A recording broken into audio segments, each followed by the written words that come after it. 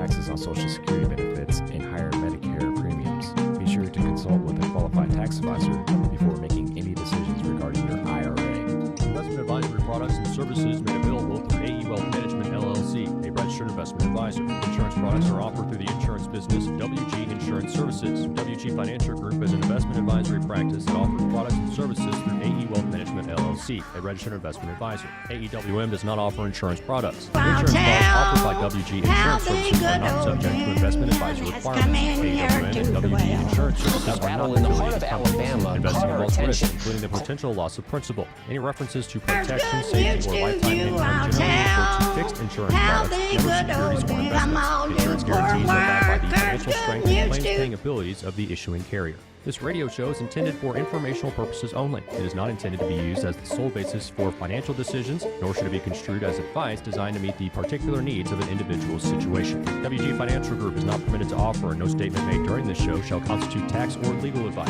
Our firm is not affiliated with or endorsed by the U.S. government or any governmental agency. The information and opinions contained herein provided by third parties have been obtained from sources believed to be reliable, but accuracy and completeness cannot be guaranteed by WG Financial Group. This radio show is a paid placement. The Mark Levin Show. The economy sucks. We were coming out of this pandemic. All the arrows were heading in the right direction. Then Biden comes in and just has this massive spending. Biden believes in a growing and ubiquitous welfare state. And not just for American citizens, but for illegal aliens and anybody who manages to get their way into the United States. And the impact is a disaster. Weekdays at 5 p.m. Only on News Talk 770 AM, 92.5 FM WVNN. Depend on it. Fox News, I'm Pam Puso. Former President Trump says it'll happen Tuesday. He believes he'll be arrested by authorities in New York in connection with hush money payments to an adult film star. We are told that the Democrat district attorney there, Alvin Bragg, is asking for a meeting with local authorities specifically to prepare for any potential indictment that's coming down the pipeline. Fox says David Spunt. Russia's president has visited Crimea to mark 9 years since the territory was annexed from Ukraine. The White House remains concerned China could provide Russia with lethal weapons. We still don't believe they've taken it off the table, but we also haven't seen any indications, any confirmation that they've made a decision to move in that direction or have actually provided anything. National Security Council spokesman John Kirby. America's listening to Fox News. Come on, you poor workers, good news to you I'll tell, how the good old Union has come in here to dwell. A battle in the heart of Alabama caught our attention. Coal miners in one community, they've been on strike now for months. Working as long as 12 hours a day, 7 days a week, in some of the most dangerous conditions. I really think that the labor movement is the single greatest force for democracy in the history of the United States. The story of Alabama is a story of not just resilience, but of militancy. I say no contract, you say no code. No contract, no contract. If we ain't all free, ain't none of us free. You're listening to Alabama's only union talk radio show, The Valley Labor Report, with Adam Keller and Jacob Morrison. Hello, Tennessee Valley. This is the Valley Labor Report. My name is Jacob Morrison, here with my co-host and fellow agitator Adam Keller, and we are broadcasting live online and on the radio from the heart of the Tennessee Valley, the Spice Radio Studio in Huntsville, Alabama. Today, school bus drivers in Huntsville, Alabama have unionized with the Teamsters. Some corruption is coming out on Rocket City Reckoning. We ask Robyn Hyden of Alabama Arise, what the hell is going on in Montgomery this session? We take a look at the prospects and the reasons to support Medicaid expansion, all that and more on today's program. If you want to be part of the show today, the line is not open because we have folks, we've got a packed show. We've got a packed show. Don't have time for calls, but if you have something to add to the conversation, send us a text message at the same phone number. and we might reply on the show. That phone number is 844-899-TVLR. That is 844-899-8857. And we might reply on the show. Speaking of text messages, we've already got one this morning from Infinite Content asking us if we've ever listened to Marvin Gaye's Mercy, Mercy Me. That song is absolutely. Yes, I have. Even more relevant today than when he released it 50 years ago. I have not, but sounds like I should. Absolutely. You need to listen to the entire album. Okay.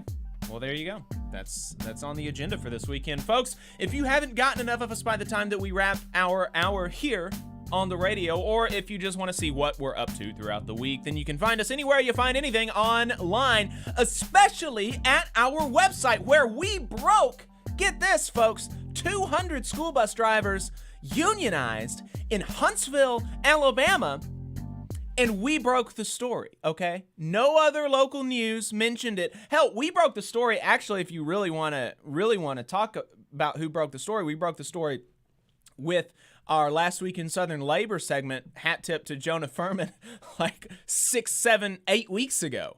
And even in the interim, so this kind, we'll talk TVLR.fm. We'll talk about that here in just a second. TVLR.fm, folks, that's where we're putting out written content every single day, reporting on the labor movement in Alabama, in Huntsville, giving you some relevant information. So you're going to want to bookmark that site, TVLR.fm. We're going to have great stuff there. And also sign up for our newsletter, TVLR.fm/contact. Tell us that you want to be on the daily newsletter, because every day almost, we send you all of the new content that we've put out. So get on that newsletter, folks. TVLR.fm/contact. Let us know you want to be on the daily newsletter. So those are going to be the best ways to see what we're doing, but we're also on Facebook, we're on Twitter, we're on YouTube, we're wherever you get your podcasts, all at The Valley Labor Report. If you want to become a sustaining donor to the program, you want to make a one-time donation, buy some of our merch, you can go to our website, tvlr.fm/store, tvlr.fm/contact, or patreon.com/The Valley Labor Report. Our largest single source of funding comes directly from our listeners, so it really makes a huge difference, especially now that we have launched our expansion. We're about $800 short of where we wanted to be, but that still put us at $3,200. So we have still been able to go forward with the expansion, but April is coming up. So if you think that this expansion has been noteworthy, all of the new written content, the new reporting, shop talk every Thursday morning, all that, you think it's valuable, donate to the expansion at tvlr.fm/expand and become a recurring donor at $1, $2, $3, $4, $5 a month, folks. We have thousands of people listen to us every week at least. If every one of the 1,000 people that listened to us, gave us $5, then that would, obviously we would, the thing would be funded and we'd be able to expand even more. But if, just a percent of those folks donated the cost of half of their dues, the union members out there, my dues are like $45 a month. I know some people's dues are $60, $70, $80 a month. If you donated half your dues to the project, that would definitely go a long way. So consider that, folks. And if you're a member of a union, definitely think about getting your local to sponsor the show, because while individual donors compiled together go a long way, donations from locals are really just compiled donations from individual donors, right? And so one donation from an individual local or from an international or from your union's PAC super goes a long way. And seriously, if you're on a PAC committee, you got to think about advertising with the program. You can even advertise like political stuff. Has your PAC endorsed a candidate? Has your PAC endorsed a position or something like this? Then advertise for the position. I don't care. Maybe I don't even have to support it, but you can advertise here, and that is going to, I think, at least go as far as the same amount of money going to some random politician. For if we're talking about value to the labor movement, if we're talking about value to working people, I think that donating to the Valley Labor Report is going to be as, or I would hope more impactful than giving it to a politician. So consider that, folks. Yeah, absolutely. Second all of that. I do want to add our usual disclaimer that any viewpoints or opinions expressed today in this program belong solely to their author and do not necessarily represent any of those organizations or sponsors. We welcome all of our listeners, whether you're on YouTube, Facebook, WVNN, WZZA, WHIV, or through your favorite podcast app. And we are proud to be part of the Labor Radio Podcast Network and encourage our listeners to check it out. As most of you know, we are not media professionals. We're just a few diehard unionists who believe that Alabama and the South's labor movement and working class deserve a bigger platform. We're hoping this project can make a difference on that front, and we could not do it without you.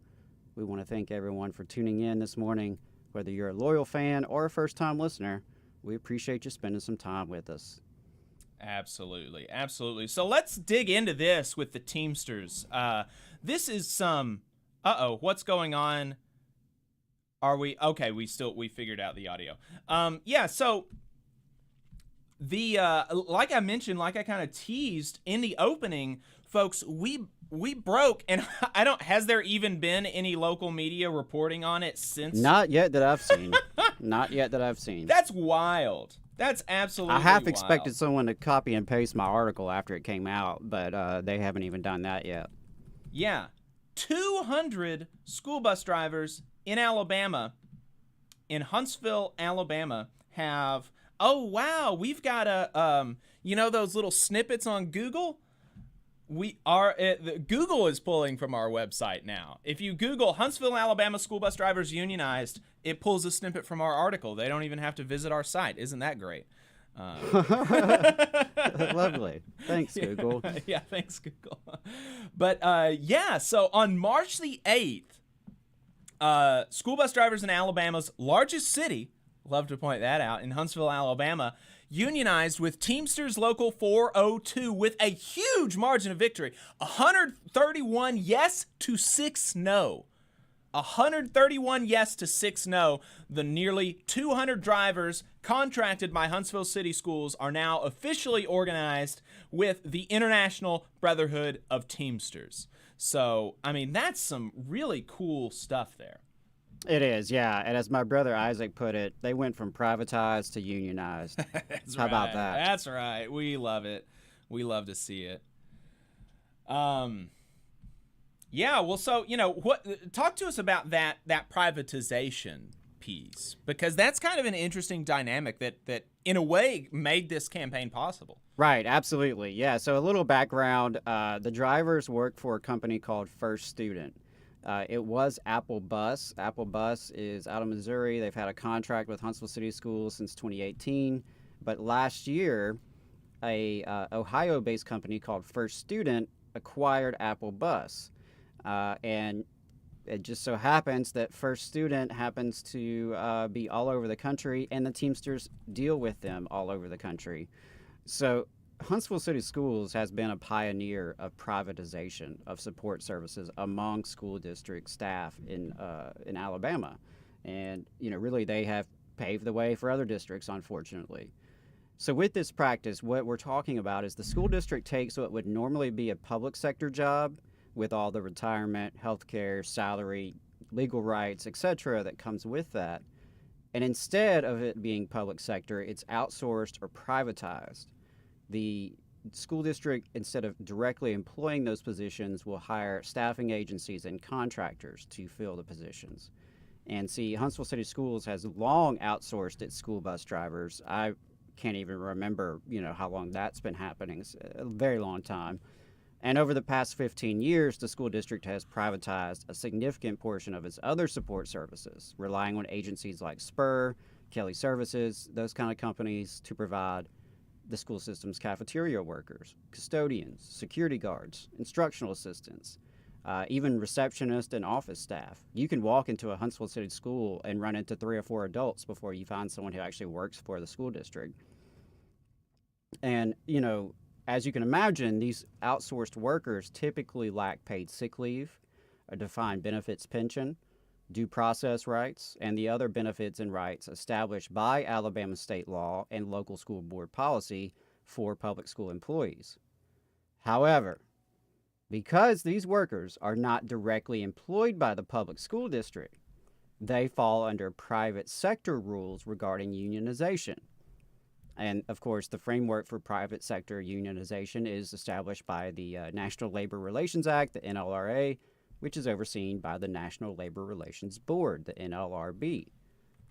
And this victory, this huge victory, comes amid a series of wins for the Teamsters as they are organizing school bus drivers all over the country.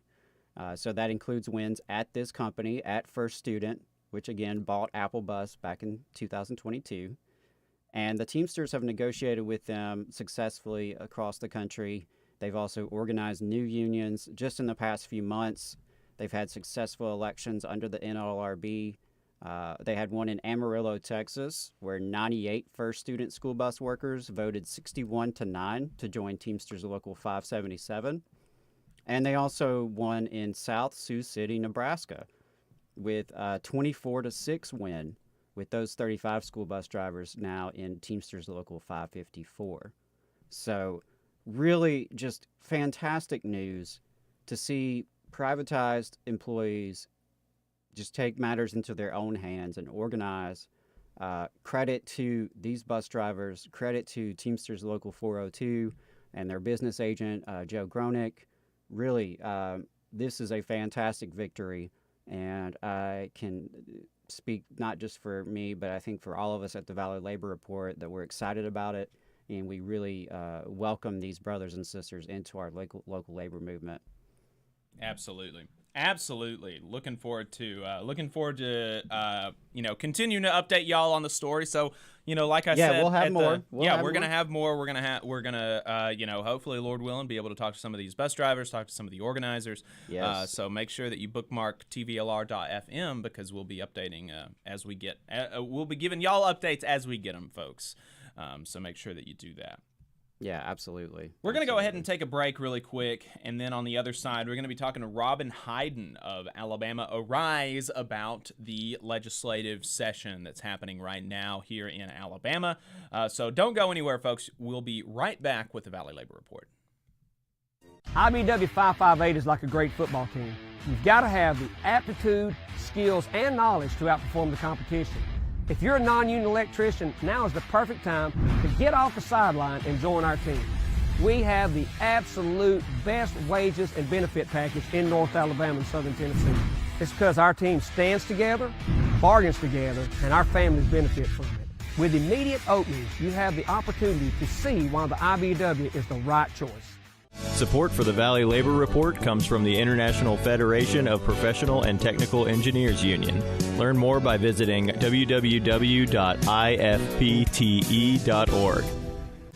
The attorneys at Maples, Tucker & Jacobs have stood with the working people of Alabama for over 40 years, providing skilled legal representation for your workplace injury claims.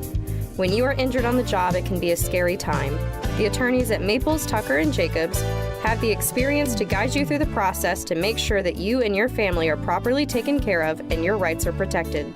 If you need help, call the attorneys at Maples, Tucker & Jacobs at 855-617-9333 or visit online at www.mtnj.com. No representation is made that the quality of legal services provided is greater than the quality of legal services provided by other law firms. Support for this program comes from the International Brotherhood of Electrical Workers, Local 136 out of Central Alabama. Learn more at ibew136.org. Attention union members, membership organizations, podcasters, or anyone with a payment processing need. The future is here, and your organization needs to be prepared by working with Unionly. With Unionly, your union or organization can take payments on a mobile device, eliminating processing fees, giving you a better price than other payment processing methods, while at the same time supporting a union-friendly business with a specialized skill set to meet your needs. Your members will thank you when they pay their dues at their convenience without waiting in line to deposit cash or check. Start preparing for the future today by calling 206-595-8631 or visiting unionly.io. Are you looking for a better future, a career that can have you set for life, and to be a part of something that's bigger than yourself? If you are, then consider a skilled trades apprenticeship with the International Union of Painters and Allied Trades. The work of IUPAT is all around us, from the industrial painters who work on the bridges to drywall finishers, floor coverers, the glazers who install the glass in our skylines, and so much more. With an IUPAT apprenticeship, you earn while you learn and receive benefits while learning the trade, including a pension. We provide world-class education free of charge. That's right, no student debt. Our starting salaries for apprentices that graduate is above the national median salary with benefits for entire families. And you have the flexibility to take your trade wherever you'd like in the country to work. IUPAT District Council 77 covers our entire region, so give Adam Booth a call at 205-603-3142 for more information. Again, that phone number is 205-603-3142. Come build a better future with us today and join IUPAT. Come all you poor workers, good news to you I'll tell, how the good old union has come in here to dwell. Labor creates all wealth should go to labor, and you are listening to the Valley Labor Report. My name is Jacob Morrison. My co-host is Adam Keller. If you've got anything to add, send us a text message. The phone number is 844-899-TVLR. We're going to jump right into our interview with Robyn Hyden from Alabama Arise. The legislative session has started. And so Robyn is going to be talking to us about that. She is the executive director of Alabama Arise. Before we talk about the legislative session, as far as what's happening, we're going to discuss Alabama Arise's legislative priorities. Medicaid expansion is, of course, a huge part of that, and we have actually pre-recorded an interview with Debbie Smith dedicated to that we're going to be playing after we finish our interview with Robyn. And so, Robyn, welcome to the show. Appreciate you taking the time to talk to us again. Good morning. Happy weekend, everybody. Yeah, happy Saturday. Glad the week is over. Not looking forward to Monday already. So, Robyn, talk to us about what y'all are targeting this year. What are the issues that y'all are zeroing in on? As y'all know, Alabama Rise is a member-led organization. That means our members pay dues. Our members select our priority legislative agendas to help poor and working class folks at the State House. So as always, we're working to expand access to affordable health care via Medicaid expansion. We've been working on that for the past 10 years, and I feel like we're closer than we've ever been before. Working to untax groceries and other essential items at the checkout aisle. We know that inflation is hammering folks right now. It's absolutely crazy that we rely on taxing chicken and green beans to fund education. We're also working on things like funding for public transit and affordable housing through this year's ARPA, American Rescue Plan relief funding. Voting rights expansion. We know that we have no power for self-directed democracy if we can't access the polls. We're working on criminal justice reforms, especially targeting things like fines and fees, crimes of poverty. We shouldn't be throwing people in jail just because they can't afford to pay a speeding ticket. We shouldn't be taking away people's driver's licenses just because of the same issue. And we're working on death penalty reform. Out of all of our issues in our criminal justice system, the most egregious is the fact that people are executed just for the crime of being poor and having poor representation. So those are what we're working on, and we got some big hills to climb at the State House this year.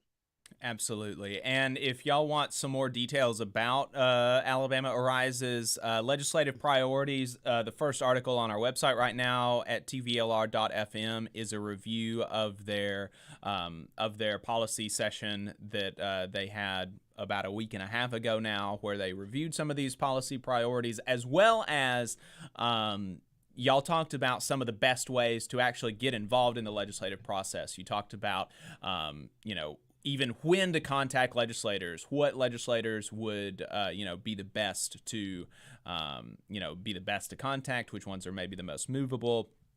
And so if people wanted, and so you can go to our website, tvlr.fm, to check that out. And if people wanted to get involved with y'all directly, where would they need to go to do that?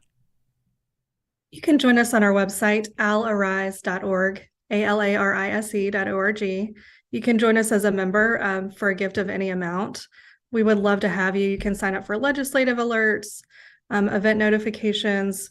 We've got actually a legislative day coming up on Tuesday. We're going to the Capitol to talk about Medicaid expansion at 11 a.m. In 2 weeks, we have another legislative day. These are great events if you've never been involved in state policy or met with your lawmaker. You're not going to be alone there, and we'd love to have you join us. Fantastic. So let's talk about the session then. What has the biggest thing right now is that the Kay Ivey signed this $1 billion ARPA expenditure, right? Yes, huge news. We finally spent the $2 billion that our state was given by the federal government over 2 years ago for COVID relief funding. And we're not thrilled with everything that was done with that money. Y'all know about 2 years ago, they decided to spend $400 million of that just on building new prisons. But the bulk of the rest of that money has gone to necessary COVID relief priorities like funding for hospitals, nursing homes. We know that our healthcare system has been in crisis and will be in crisis without further support. There's funding in those bills for broadband, which, you know, we have some concerns about how much money is going to corporations without a lot of regulation or oversight. But broadband infrastructure is a public good that we hope more electric cooperatives and counties and municipalities can be involved in administering. There's funding in there for sewer and water infrastructure, which is in dire straits in most of our communities all over the state. So there's a lot of really good priorities that were funded through that second round of ARPA money, and that was over $1 billion. Why was it able to pass with so little debate, do you think? I think that the leadership in the House and Senate did a lot of work between sessions to hear out member priorities from all sides. I think the finance department is responsible for administering those funds at the state level. They were really adamant that those funds have to be spent only on certain priorities, which is true. The feds have a lot of regulations about what does or does not count as COVID relief funding. So I think they were able to tell lawmakers, unfortunately, everything you want to do can't be done with this money. I think they created several really large buckets of flexible allocations so that even though the appropriations have now been made, there's still flexibility. For example, one of the pots of money is a $55 million that is just a broad range of priorities to help regular folks harmed by the economic impacts of COVID-19. And we're really excited about that money because they mentioned affordable housing, nutrition supports. We feel like there's a lot of ideas that can be funded with that money. And now our job as advocates is to go to the finance department and prove these are allowable uses of those funds, and this is how it can help people still recovering from COVID-19. So in general, I think they had some new lawmakers coming in this year. They had a lot of big ideas, but they basically said, we are never going to be able to get through the session if we spend every minute debating every priority. They kind of said, we'll let the finance department handle this. And they made it work. And so, you know, there are several outside of this, which that, you know, they spent $1 billion in like a week and a half. You know, that's a really kind of, it's almost, I don't know, it's pretty wild to me. Even though, what would you say the overall, you know, if you had to rate the ARPA expenditure, how would you grade it? A, B, C, D, F. What would you say? I would give us a solid A-. I'm saying this was wow. Especially for this round of funding. If you have to grade them on round one of ARPA, I think that was a solid D. When that's what included the prisons, right? Yeah. So I guess if you average the two, A minus and D, you get somewhere with a C range. Mm-hmm. We are not the only state that took that money and immediately put it towards prisons and jails. And I think that is just a really sad statement on our priorities as a state and as a country. I think that was a missed opportunity. Yeah. But when you look at the other items that were funded in general, the fact that the legislature said we've got to get together and put our egos aside and like have some consensus, it is a shocking amount of money. And there are billions and billions of other dollars that have been appropriated without even any legislative approval or oversight. So the amount of funds that have been going into our state economy to provide relief, to boost pay for state employees, to boost pay for childcare workers, to boost pay for home care workers. All of that was done without a lot of legislative complaining or bellyaching about federal funding. And that's pretty amazing. Yeah. Where are we at on those prison expenditures? Are presumably, everything is being done ahead of schedule and under budget. Is that right? That's exactly how things work when you have a no bid contract with no transparency or oversight. Absolutely. Right, we're doing great. The shocking news this week was that one men's mega prison, the largest mega prisons that are going to exist in our country, which is already the largest police state in the world, those prisons are going to well exceed our budget projections. To date, I have never heard of one prison costing $1 billion. I think every Alabamian should be asking questions and calling their representatives. It's pretty sad both that we know even if these prisons were constructed on time and under budget, they're not going to solve our issue, which is that we're throwing people in jail, locking them up for life, for untreated mental illnesses, untreated drug addiction, and just simply really stupid crimes. So all of that said, it's hard to even get into parsing out who screwed this up the most. But we know it's not the solution to our state's problems. You said it was $400 million from ARPA funds in the first round that went to prisons. Where is the extra money? Now we're talking about $1 billion prison expenditure. Where is that extra money going to come from? That's a good question. The original plan, I believe that what Ivy wanted to do, she didn't want taxpayers to read that we had spent over $1 billion on prisons. So they were very careful to only appropriate under $1 billion from state general fund money, from the ARPA money, and then the rest of it was going to come from a bond issue. We know that a lot of activism and organizing actually skewered that funding attempt to fund that bond issue. Banks don't want headlines about how they are funding mass incarceration. So, several banks had to pull out of various funding rounds. And given the state of inflation, banking right now, the global economy, I'm not sure how the state is going to finance the prisons that they have planned to build. I guess we're going to figure it out. So, moving on into the rest of the legislative session, there are several bills that are being thrown around. Tax cuts, rebates. There's a big privatization push for in the public school area. You mentioned some criminal justice reforms that y'all are pushing. What is your read on, if you were going to give us a prediction for the rest of the legislative session and your comfort level? How are you feeling about the rest of the session? Let me say this. I've been a registered lobbyist now for 4 legislative sessions. 2.5 of those have been really unusual years, COVID years. If I could predict what was going to happen at the State House, I would probably get paid a lot more than I get paid right now. Everyone, even the most seasoned political watchers, are saying this is a really unique time that we're in. The leadership in the House has basically allowed multiple ideas to surface. There is no strong, we're doing this on only this push. That means that we've heard multiple proposals to untax groceries.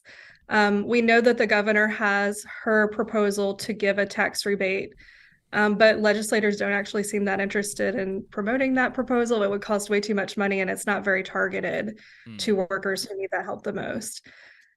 I would hope that our proposal to untax groceries makes it on the ballot because, one of the things we've heard over and over again is that even Republicans and right-wingers are in a tough situation right now, right? They want to be fiscally conservative. They don't want to raise taxes. We have a huge budget surplus, and yet we know that a lot of the solid revenue that's coming into our economy is because of federal relief. We know that even if the economy, most workers are really struggling right now. So as the economy starts to level off and right size itself, we are going to have some cutbacks in education and in other programs. And they're trying to figure out how to balance the need to provide tax relief and to say that they're fiscally conservative, while also acknowledging that we have the lowest tax burden almost of any state in the country. It's just the fact that we tax poor folks more than anybody else. So there is this cognitive dissonance of, oh, wait, we've got $2 billion in the education trust fund budget, but we can't afford to cut grocery taxes because next year we might need that money. And both of those things are true.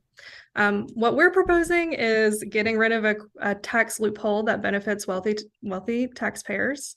It's called the federal income tax deduction. We'd have to put that on a ballot. All of us would have to go vote and say, essentially, we think it's unfair to give this huge disproportionate tax breaks to upper income earners while we're taxing people on the basic necessities of life. So my hope is that lawmakers will come together and coalesce around one good idea to remove grocery taxes, and we'll see if that happens. On the grocery tax stuff, there's some conversation about just not replacing the revenue, by just untaxing groceries and not replacing the revenue. And that conversation is being given air by House Minority Leader Anthony Daniels, a Democrat from Huntsville. He was on, I think it was, what was it, the Capitol TV or something, where he was talking about how, maybe we don't need to replace this funding. Maybe it'll just like magically appear. That maybe that's what's going to happen. Why is he giving air to that conversation? I kind of wonder if it's just trolling, to be honest. That is a classic right-wing argument. It's voodoo economics. It's trickle down. It's not real. Yeah. The fact is, if I would be thrilled, right? Let's say I only have one other person in my household. So I spend $200 every 2 weeks on groceries. That's probably very low, honestly.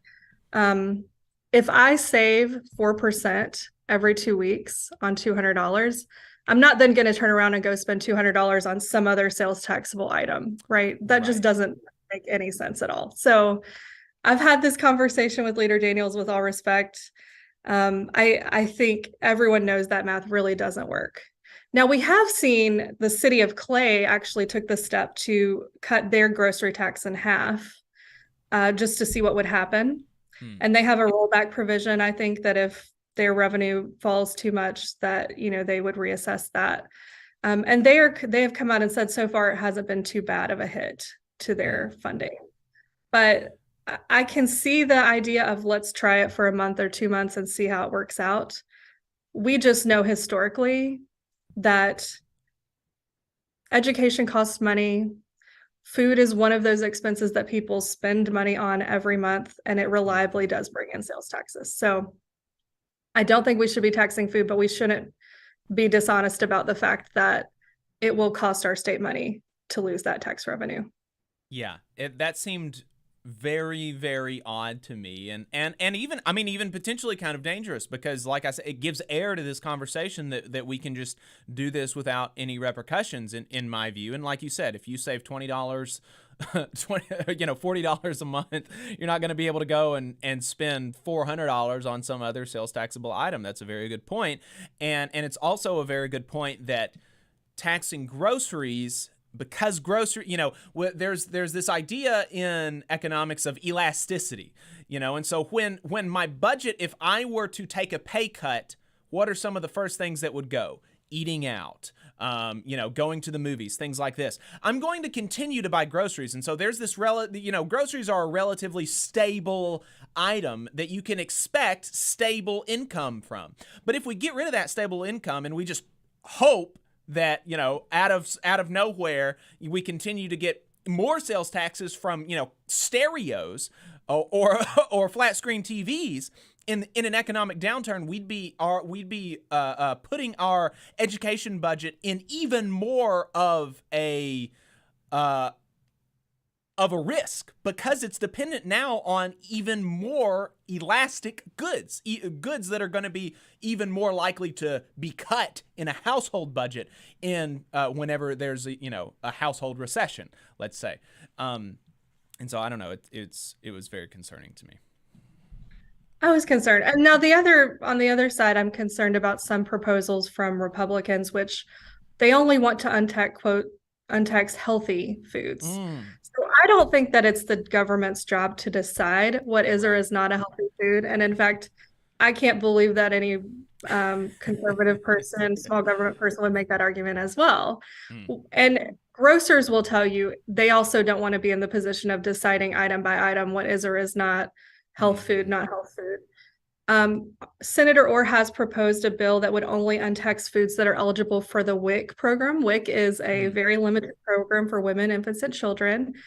Basically, it's designed to support high calcium foods that are good for moms who are nursing and for infants and toddlers. So yes, baby food is on that list, whole grain breads and brown rice, canned beans and dried beans, but a lot of foods that we would consider essential staples are not on that list. So that is a proposal that's floating around out there. It's just so limited. It would be a good first step to start to untax some foods, but enforcing it practically would be really, really tough. If you've ever been on WIC or know someone on WIC, I mean, they get down to you have to buy the cheapest brand of this certain item, only this size of a can. Right. And ultimately, it's just let people buy the food they want to eat. People know what's best for them. And like we can find the tax revenue by actually making our income tax system more fair. Right. School privatization is another one that there's a lot of conversation about this right now. And I think partially because school privatization is not a popular thing among parents and teachers and communities. There's a lot of concern about it. And so there is a really big push among pushers of privatization and vouchers to try to get this done in the first year of the quadrennium so that the electoral consequences are the least. You're in Montgomery, you're walking around these people every day. How do you feel about the prospects of one of these big school choice, quote unquote, bills going through? I don't think we can relax. I think we have to be really concerned that these types of proposals are really moving ahead in Florida, Georgia, and Tennessee. But so far in Alabama, I have not seen one proposal that has any traction. And I think that's because so many of our lawmakers do represent rural districts. They know how important those public school institutions are to their communities. They know that diverting funds to private schools or to charter schools isn't going to help most of the kids that they represent. Right. So we've got to be honest about the fact that it's a real threat. It is just a cash grab. But I'm really, speaking of how we grade how our legislature is doing, so far I've been happy to see that most of them are not falling for the lie. And we've got to keep up the pressure because I'm a product of public schools. So many people across our state rely on schools to be stronger, and we can't do that if we're stealing their money every chance we get. Yeah, well, that's good to hear because hearing the talk on right-wing radio definitely makes me concerned. But maybe some of that doesn't trickle down to actually the state capitol. And another one is another one of these, conversations that y'all are wanting to push is criminal justice reform, particularly around driver's licenses. How do you feel the conversations are going around that? It was really discouraging to see how close we came last session to passing a driver's license reform bill. I believe Senator Barfoot had this bill. He's the Judiciary Committee member, and it's very common sense, right? If we need workers in our state, and we want to support public safety, taking away people's driver's licenses just because they didn't pay a ticket or had an expired tag is not help public safety or our communities as a whole. So I think that what happened last year was our Attorney General unfortunately came out and made some really incorrect and fear-mongering statements about this bill. I think we just have to keep pushing the facts. Unfortunately, it takes longer to get things done if you follow the facts, but the fact remains we have a huge worker shortage. Our jails are overflowing, our prisons are overflowing. This tough on crime, lock everyone up mentality has not served us well. Right. And I think a lot of this posturing it's based in classism and racism. It's not based in the reality of what will make our state a safer place to live. So it's going to be tough. I mean, we've got a whole bunch of new lawmakers coming in now who really want to seem tough and want to trade on the politics of fear.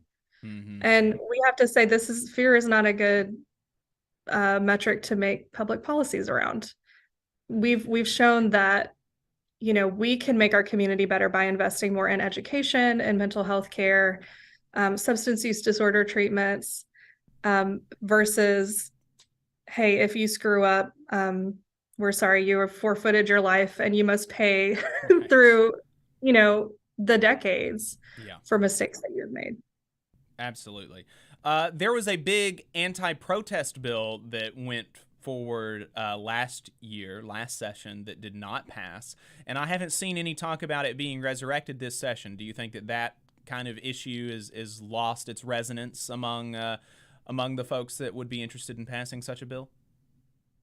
I wouldn't be surprised to see it again. Unfortunately, it's a take your pick. Is it going to be attacking trans kids or gender nonconforming people? Is it going to be fear-mongering about protesters?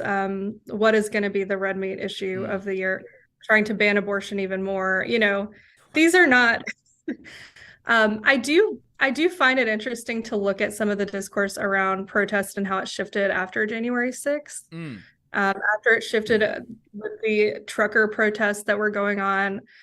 Protest is a great American tradition. The roots of our country go back to protest. So the more we can point that out, I think it gives the lie to the fact that this bill is anti-American and it's unconstitutional.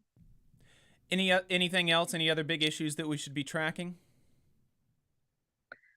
I think we got to keep an eye on Medicaid expansion. I know you're speaking to Debbie about that too. We do have a big rally coming up Tuesday at the State House. There is a lot of excitement about the fact that North Carolina, with a Republican majority legislature, is this close to expanding Medicaid. And I think Alabama lawmakers are paying attention to that. For the past 10 years, it has felt like politically just an insane decision to leave all this federal money on the table that could be going to support rural hospitals and healthcare for working Alabamians. I think that, the time to be afraid of the issue is over, and I'm hoping that lawmakers are going to act on that. Absolutely. Yeah. Like you said, we're going to be talking to Debbie about that more in depth. Folks, if you want to get involved with Alabama Arise, you can go to their website, alarise.org, alarise.org. They've got an upcoming lobby day in Montgomery on Tuesday. Robyn, appreciate your time, and we'll definitely be keeping in touch. Thank you, Jacob. Take care. All right, folks, we're going to be going into another break. On the other side, we're going to be previewing some of this stuff that's going on in Huntsville City Schools. Besides the bus drivers unionizing, there's another big story coming out of Huntsville City Schools that we're going to let y'all in on, let you know where to find more information, as well as talking about Medicaid expansion. So don't go anywhere. You're listening to the Valley Labor Report. There's a lot of talk about a shortage of workers, but that's not the case with IBW 558. We have provided our customers over 3,000 workers and performed over 3 million man-hours in a pandemic year. With 8,000 OJT hours, 900 classroom hours, OSHA 30, and a state license, our members receive the equivalent of a master's degree. That's what makes IBW 558 the right choice for your electrical needs. Look us up at Facebook or at IBW558.org. Support for this program is provided by the International Association for Machinists and Aerospace Workers, Local Lodge 44 in Decatur, Alabama. Learn more at iamaw44.org. Support for this program also comes from the Iron Workers, Local 477. So if you are looking for contractors with lower than average EMR and TRIR, they tell me that if you need to know what those mean, then you will. Or if you need to supplement a workforce at any level for any amount of time, short or long term, if you need iron workers that come trained and certified at no extra cost, or if you need workers from superintendent down to general laborer, and you're looking to start work on a project, or you're unhappy with your current contractor situation, you need to call my friend Jeb Miles with the Ironworkers Local 477. They only work with the best in the business, vetted contractors, and can do all kinds of jobs, from roofing to steel and bridge erection, from welding to heavy rigging, from structural repairs to machinery alignment, and much more. They supply manpower on 4 of the 5 largest projects in North Alabama, so you know they're legit. If you need good quality, safe, efficient, diligent, and knowledgeable workers on your job, then you need the Ironworkers Local 477. Call Jeb Miles at 256-383-3334 or via email at local477@bellsouth.net, and make sure you tell them that you heard about them on the Valley Labor Report. We're the nurses, firefighters, and claims representatives that help keep our government services running. We respond to natural disasters. We care for our nation's veterans, and we investigate discrimination in the workplace. We are federal and D.C. government workers, and we are proud to serve the American people. Working in more than 70 agencies across the government, we know we can fulfill our mission because our union has our back. Learn more at afge.org. Paid for by the American Federation of Government Employees, AFL-CIO. The Laborers International Union of North America, Local 366, is proudly recruiting North Alabama workers to work construction and nuclear plant maintenance. If you're interested, please contact Donna at their training center to start the process. That phone number is 256-415-7452. Again, that phone number is 256-415-7452. No experience is needed. Free training is offered, but you must be able to pass a background check and a drug test. Local hiring that grows our community with good-paying jobs that have benefits is their mission. Live better, work union, Local 366, feel the power. Support for this program also comes from the Mid-South Council of Retail, Wholesale, and Department Store Union. Learn more at rwdsu.info. Come on, you poor workers, good news to you I'll tell. How the good old union has come in here to dwell. A battle in the heart of Alabama caught our attention. Coal miners in one community, they've been on strike now for months. Working as long as 12 hours a day, 7 days a week. Alabama's only union talk radio show. This is the Valley Labor Report. Sorry about that, y'all. Our files got mixed up. My name is Jacob Morrison. My co-host is Adam Keller. If you've got anything to add, give us a text message at 844-899-TVLR. That's right. That's right. And earlier this morning, we were speaking of Huntsville City Schools and the fantastic victory by Teamsters 402 in organizing those school bus drivers. So on the subject of Huntsville City Schools, I want to bring attention to a new muckraking effort called Rocket City Reckoning. RocketCityReckoning.com is a new website that contains explosive allegations against Huntsville City Schools and its leadership. That includes allegations of abuse and cover-up, allegations of corruption and profiteering, allegations of mismanagement, and more. Now, we are speaking with the team behind Rocket City Reckoning to schedule an interview, hopefully for next weekend's episode. But in the meantime, check it out for yourself. See what you make of it. It's my understanding that there's a lot more to come, and since the effort went live a week ago, a lot more tips have come in. The folks behind Rocket City Reckoning have tried to work the official channels. They've tried to go about things the right way, and it didn't work. They tried pursuing change within the school district the recommended way, and it didn't work. They tried the Desegregation Advisory Committee. That didn't work. They tried the traditional media, the local press, lawyers. Nobody was brave enough to touch any of this, or to take on the Huntsville City Schools and its powerful law firm, Lanier Ford. So after banging their head against the wall, and more walls, and then more walls, last weekend, Rocket City Reckoning went live as a website and has been dripping information ever since. What you make of it is, of course, up to you. But the allegations being made are very serious enough to warrant your attention if you're any kind of stakeholder in Huntsville City Schools. And I want to take this as a moment, as a brief opportunity to reiterate that while I will always defend public education from the privatizers and the corporate reformers, I also know intimately well how flawed some of our public school systems really are, and how they've been sabotaged from the inside out by bullies, crooks, narcissists, and profiteers. Huntsville City Schools has long been a toxic climate and damaged by misleadership. It's essential that public schools be of, by, and for the public. That means power back into the hands of the educators, students, and parents, not six-figure bureaucrats and their lawyers and contractors. It's up to all of us to ensure our local public school districts are operating cleanly, competently, and equitably. Unfortunately, some of public education's worst enemies come from inside the ranks. Crooked superintendents, incompetent HR directors, bully administrators. They give all of us who care about public schools a bad name. And it's clear to me that while we defend public education from outside threats, we also have to get our own house in order and democratically revitalize our public schools from the bottom up in order to provide the education our students, parents, educators, and communities truly deserve. So, wanted to share that with you. Check it out, Rocket City Reckoning. Hopefully we'll have an interview with them next weekend. But in the meantime, especially if you are local, there's some really explosive stuff on that website. Some very strong allegations, so it may be worth your time checking it out.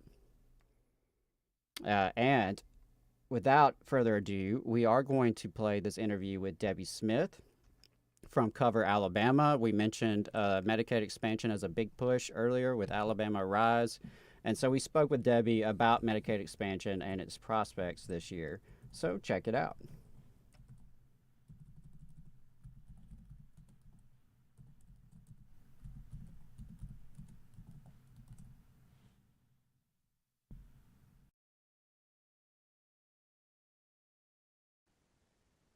All right, folks, you are listening to the Valley Labor Report. This is Alabama's only union talk radio show. And I'm very excited we have Debbie Smith on the show to talk to us about Cover Alabama, the very important work that they're doing at Cover Alabama, and how you can get involved. So, Debbie, good afternoon. Thanks for joining me. Thank you so much for having me today. I really appreciate it. Yeah, absolutely. So before we get into the work that you do and why folks should join the effort, I wanted to ask you just to introduce yourself. Tell us who you are, what's your role with Cover Alabama, and a little bit about your background. Yeah, so I'm Debbie Smith, and I am the campaign director for Cover Alabama at Alabama Rise. I recently took on this role back in December of 2022. Before I was the Cover Alabama campaign director, I was the Northeast Alabama organizer for Alabama Rise for about 5 years.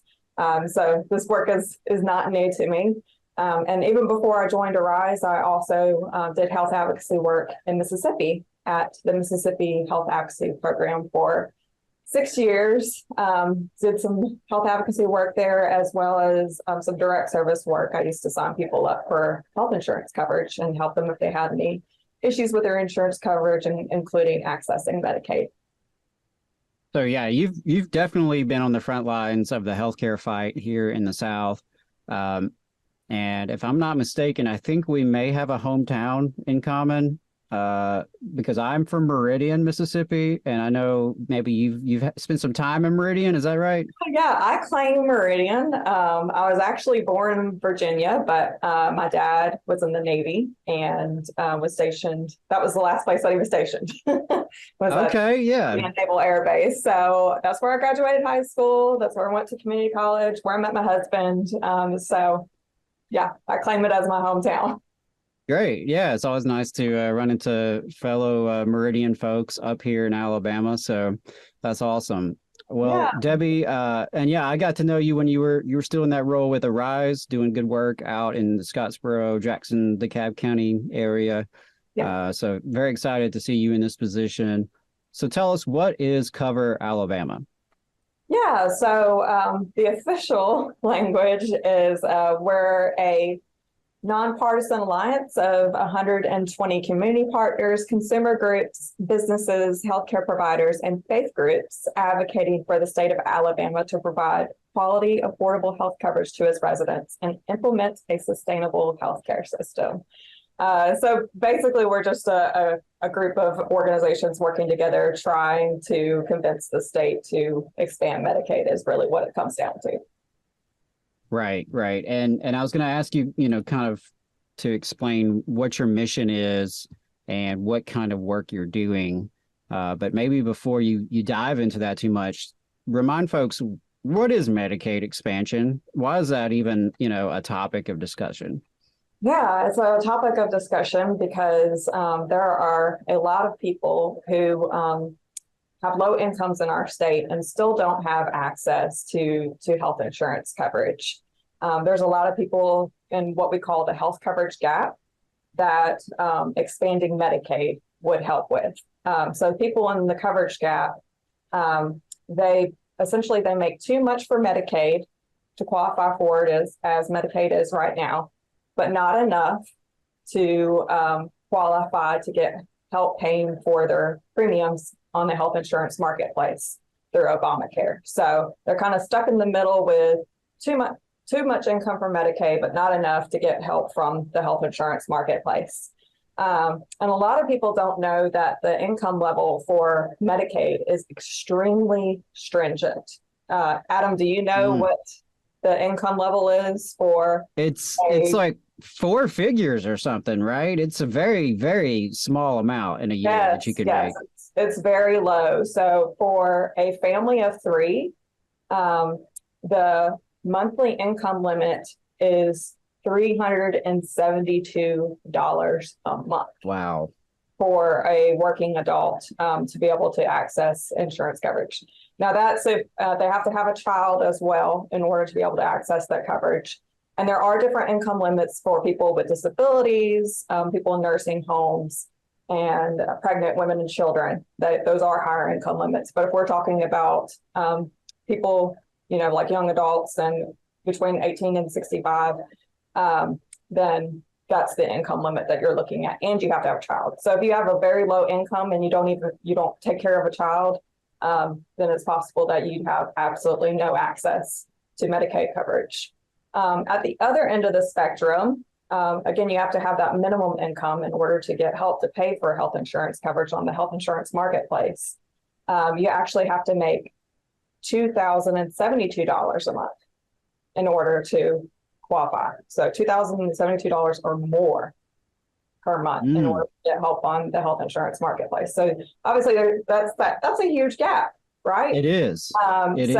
You can be to give you an example, a single mom with 2 kids, working 40 hours a week at nearly $12 an hour would make extremely too much for Medicaid as it is, but not enough to qualify for help on the health insurance marketplace.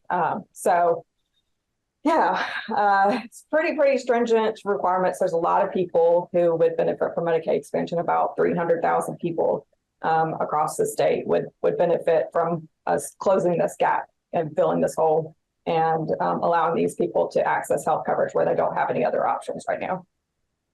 Right. And I was going to ask that in terms of the amount of people. This is not just a handful of folks that are caught in this gap. When you're talking about such a drastic difference, 300,000 roughly Alabamians who fall in this gap. And,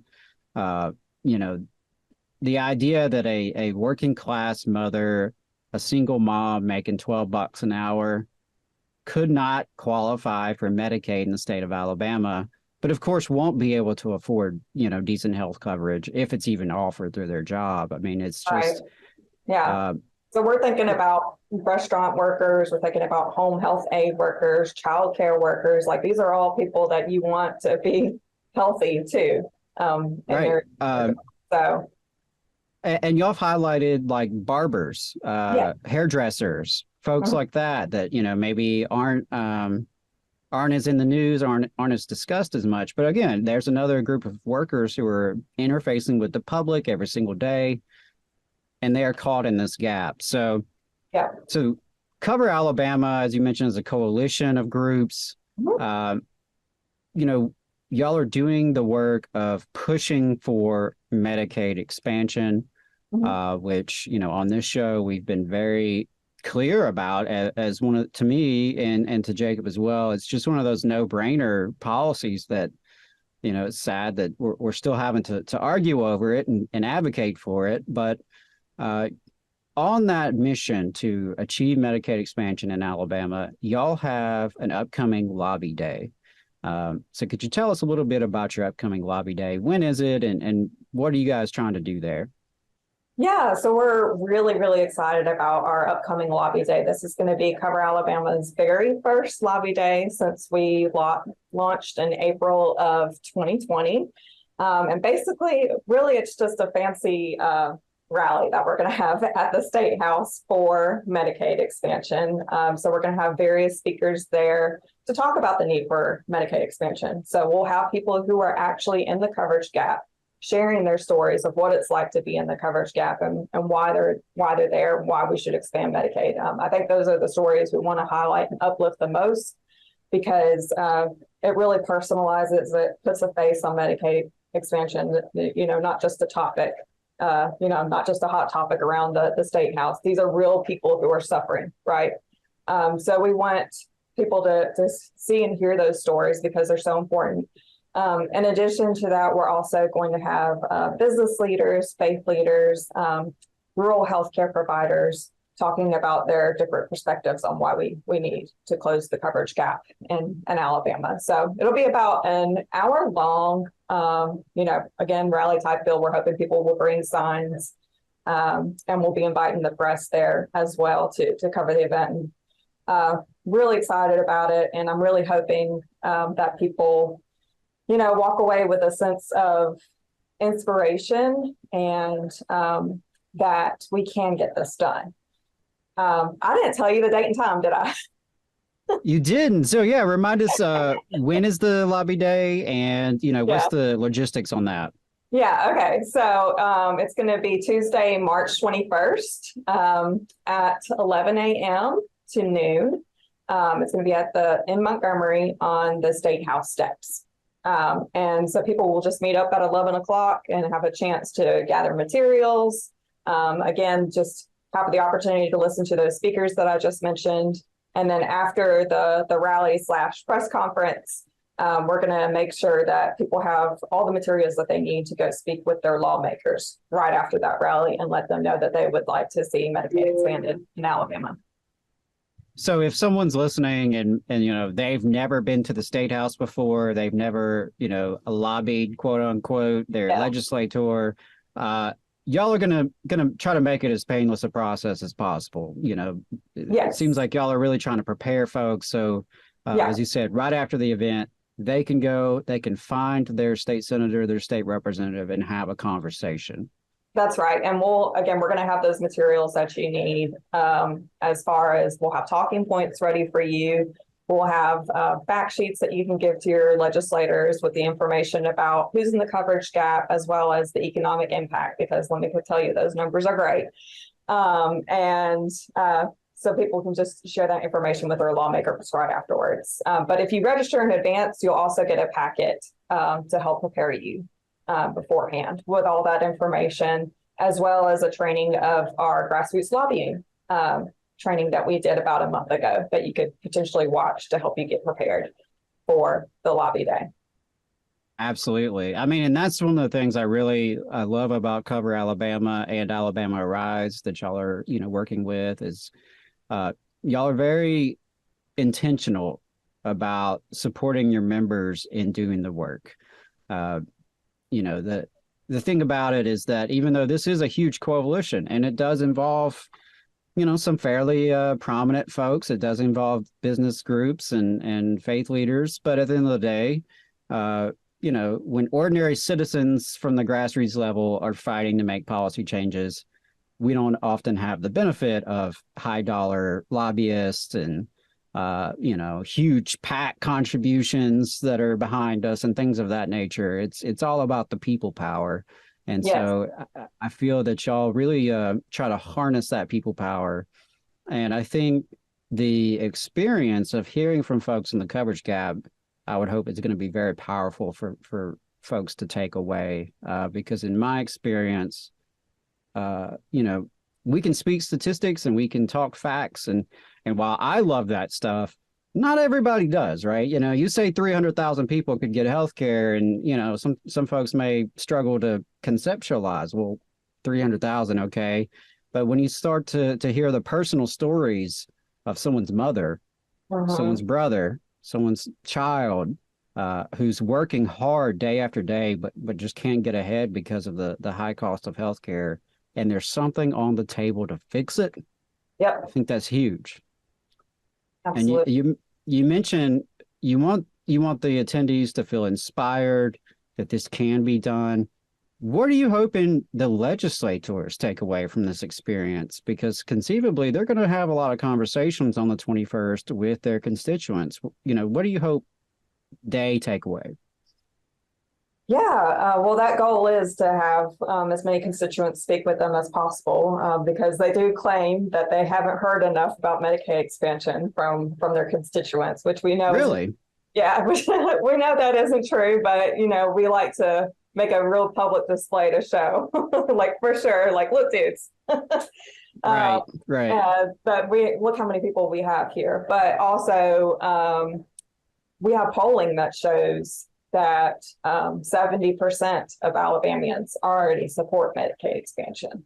So, and that including a majority of Republicans, if I'm not mistaken. Including a majority of Republicans. So I think that's the biggest message that we want to send home to the legislators is look at all these people who showed up.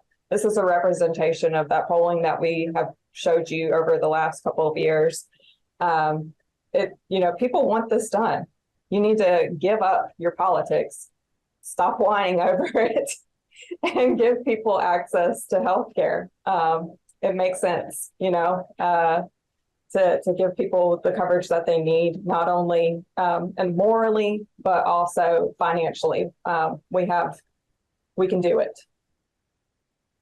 Yeah, and I'm glad you kind of stopped with that perspective there, because it is the right thing to do just from a humanitarian level. The idea that our brothers and sisters in the community are suffering when they don't have to. But one thing that Alabama Rise, Cover Alabama, even Auburn University researchers and others have really done a good job hammering home the economic impact. And I've often said on the show that Medicaid expansion in Alabama would be one of the most significant economic development projects in recent history of our state. I think it would go right up there with, the TVA and the Alabama Community College system and some of these other major pieces of infrastructure and investment in our state. So I didn't necessarily have this on my list for you, but could you elaborate any more on why would Medicaid expansion be good, not just for the people who are gaining health care, which is obvious, but what about for the rest of the state and the state's economy? Yeah, I mean, so as you were saying, like it would be really, really great for our state's economy and have just as much impact as, like having Redstone Arsenal in Huntsville. So we would expect that about 20,000 new jobs would be created from Medicaid expansion, and that 20,000 jobs? 20,000 jobs. And it now, would, an economic I got to stop you there. I got to stop you there because 20,000 jobs, that's a lot of jobs. And I hear a lot of politicians on my TV and see them in my newspapers bragging about 100 jobs here, 300 jobs there. You're telling me Medicaid expansion could create up to 20,000 jobs in the state of Alabama? According to the Public Affairs and Research Council of Alabama, that's the number that they came up with. If we want to get really specific, it's 20,083 new jobs in the state of Alabama that would be created as a part of Medicaid expansion. And on top of that, we would see an estimated $2 billion economic impact per year on the state of Alabama. And it would actually save our general fund money if we were able to expand Medicaid. So there's just really no viable reason to not expand Medicaid at this point. And it would also help us keep a healthy workforce, right? So a lot of times you might hear that folks, if they have health coverage through Medicaid, then they may not want to go to work. But I think it's just the opposite. Like if you're able to get health coverage, let's say that you have diabetes and you're able to get Medicaid and get your insulin, and you're able to be treated, then you're able to go back to work, right? So whatever ailment or illness that you have that's preventing you from work, you can get treatment by having Medicaid coverage, and it would be able to help you get back to work. So I don't think people look at that impact enough as well. Yeah, I think that's a great point. And I have heard a little bit of those arguments coming from certain circles that maybe it disincentivizes people to work, but that just truly, to me, makes no sense whatsoever. Because someone who is without health coverage is not treating their illnesses or their injuries, which ultimately is going to result in more missed work. Right. I mean, I think the example of someone with diabetes is a perfect one.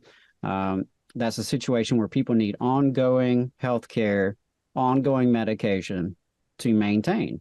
And so, this is for, and as you explained earlier about the gap, right? This is for working people. These are people who have jobs. They are earning money. They are earning wages, but the wages are not enough to get the subsidies, but it's too much for the current Medicaid system. So it's, I know there's a tendency among some to demonize government assistance and demonize government benefits. But this is something that provides health coverage for working people who need the health coverage. And ultimately, that's going to lift all boats.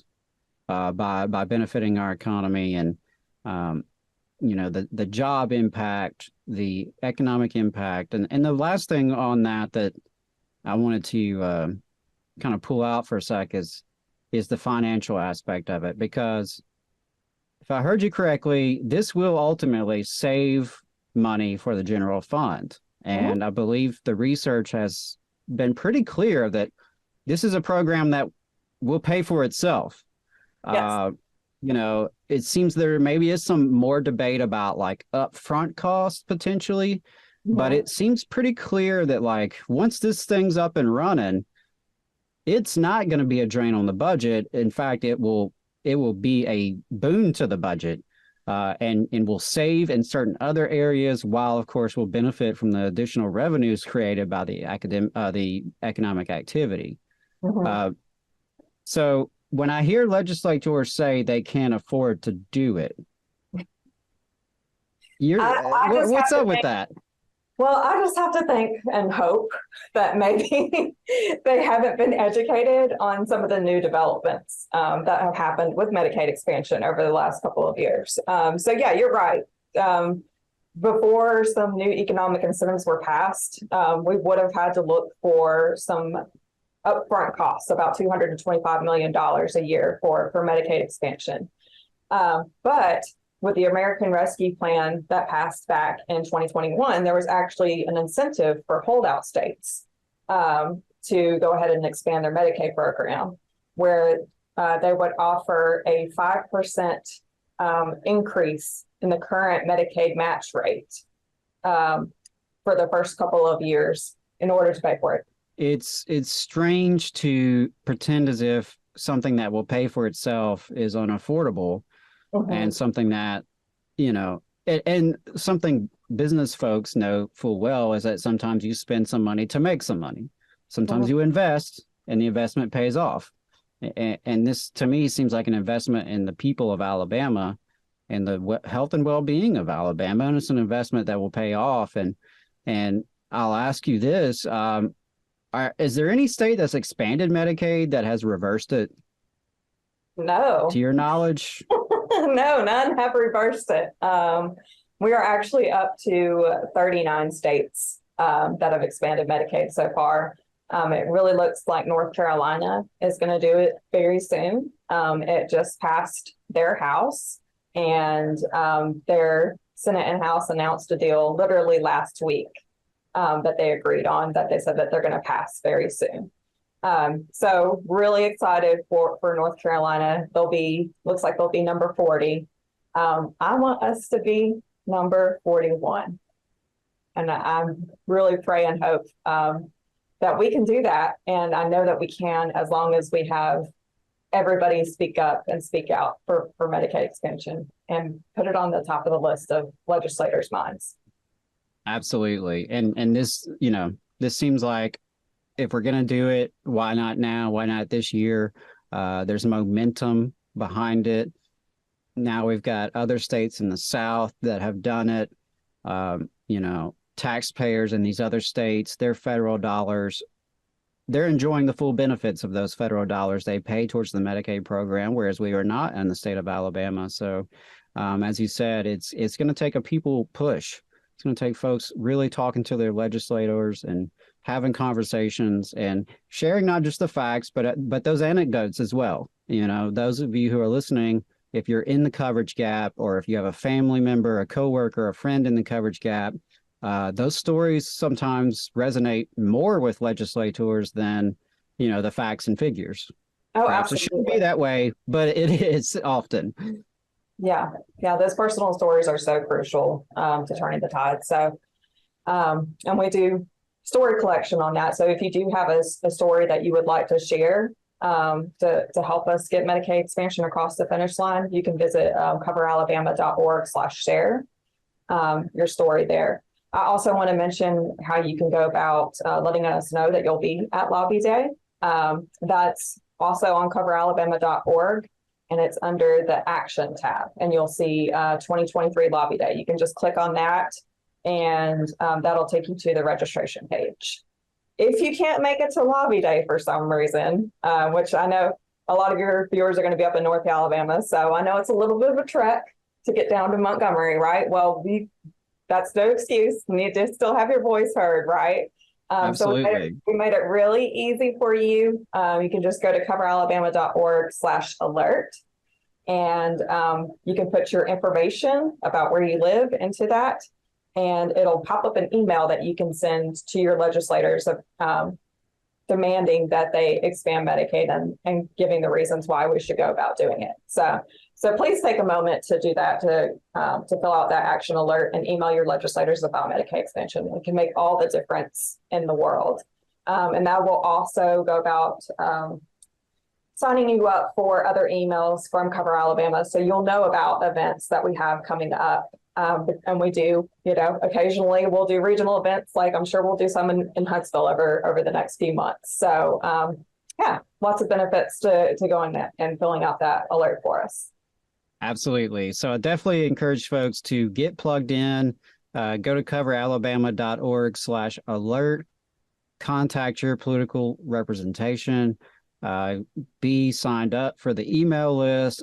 If you live in the state of Alabama and you care about working class people, you are a working class person, I just can't recommend it enough that you should be signed up with Cover Alabama to support the work they're doing, to join in on the work that they're doing.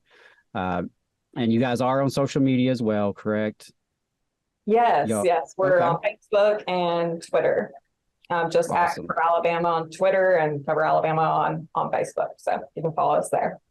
Awesome. Was there anything else that you wanted to share with our audience about Cover Alabama, your upcoming work, or Medicaid expansion in general? Yeah, just know that we can get this done. If we can, I know we've been working on it for a while, but I really believe we're at a point of momentum where if we really all come together and speak as one and demand Medicaid expansion from our legislature and from Governor Ivey, that'll happen. It'll get done. And these folks without health care coverage, who aren't able to go to the doctor, who aren't able to access prescriptions, they'll finally be able to get the health care that they need and deserve. So please stand with us and take action. Absolutely. I second that 100%. This is the year to get it done. We can't keep kicking this can down the road. There are too many people who stand to benefit, too many people stand to suffer if it continues, if the status quo continues.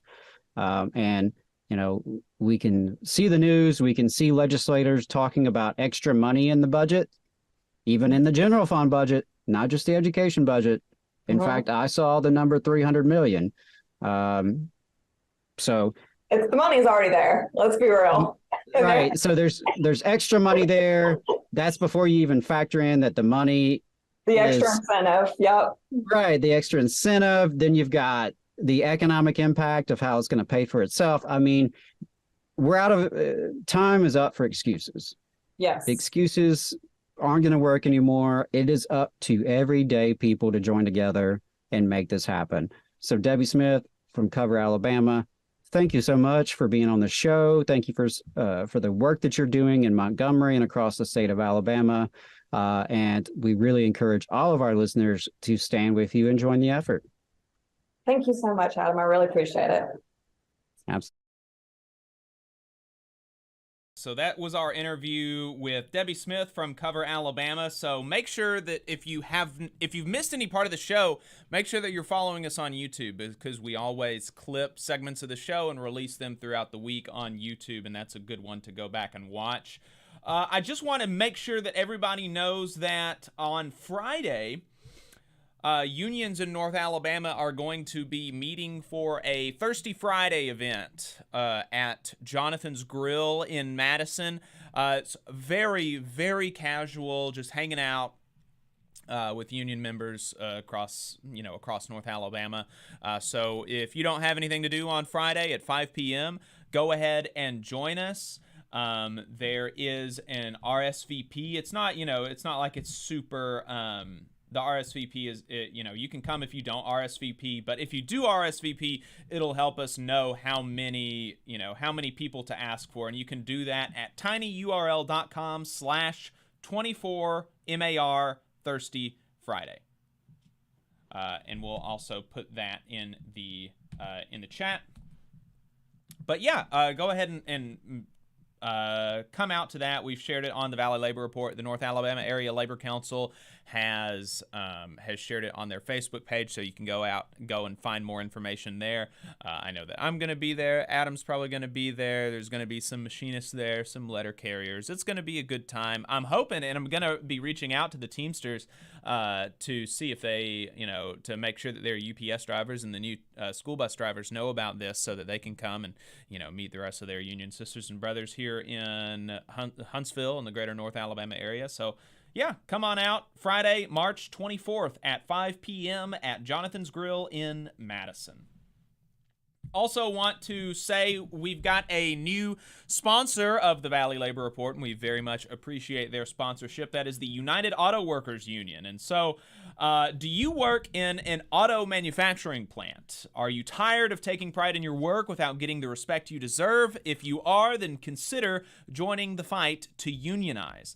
Auto workers across the industry are coming together because with a union, we can negotiate for the pay, benefits, and security that we deserve and can help sustain our families. In union plants, workers bargain for long-term wage increases, competitive bonuses, and more affordable benefits. You can join the growing wave of organizing today and find out more and contact us at Uniting Auto Workers on Facebook or contact UAW Region 8 in Lebanon, Tennessee by going to www.uawregion8.net. That is www.uawregion8.net.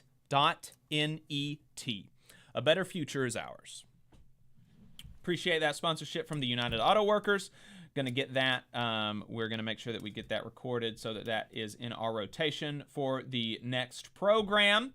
We have a few plugs before we head into overtime. Just a reminder that we also air on Unclaimed Mysteries Radio, which is a Huntsville-based internet radio station. You can listen live on Live 365. Just search Unclaimed Mysteries Radio. We're on there Thursday and Friday mornings.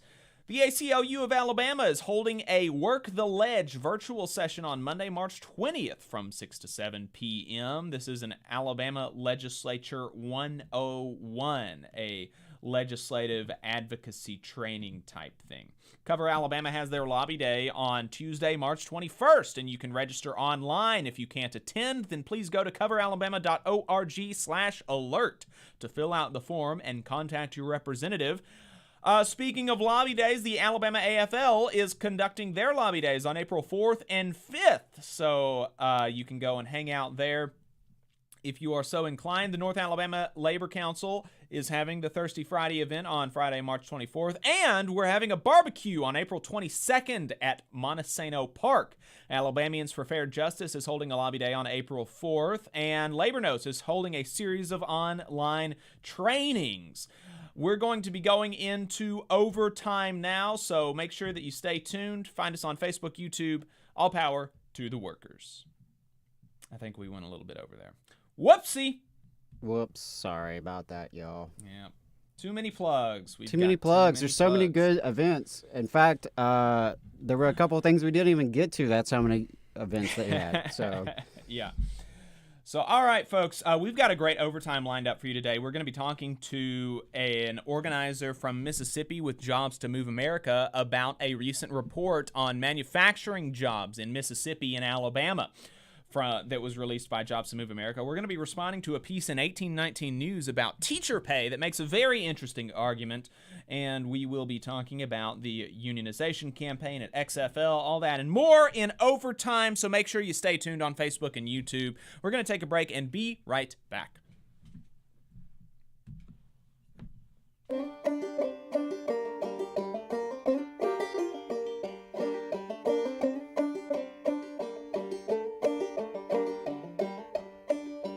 Come on, you poor workers, good news to you I'll tell, how the good old union has come in here to dwell.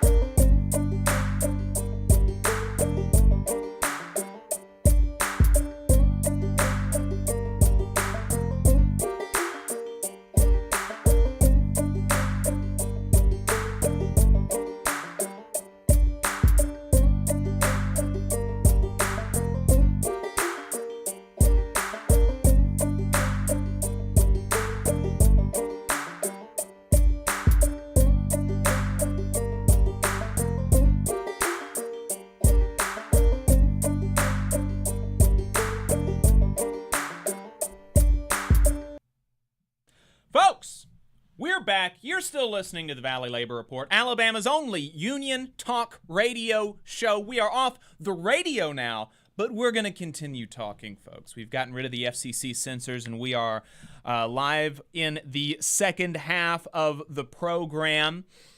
We call it Overtime, and we've got a good overtime lined up for you. We're going to be talking to Angela Dawson, the Mississippi Community Coordinator from Jobs to Move America, to talk about their recent report about jobs in Mississippi and Alabama. The report is titled Job Quality and Community Well-Being in Mississippi and Alabama's Manufacturing Facilities.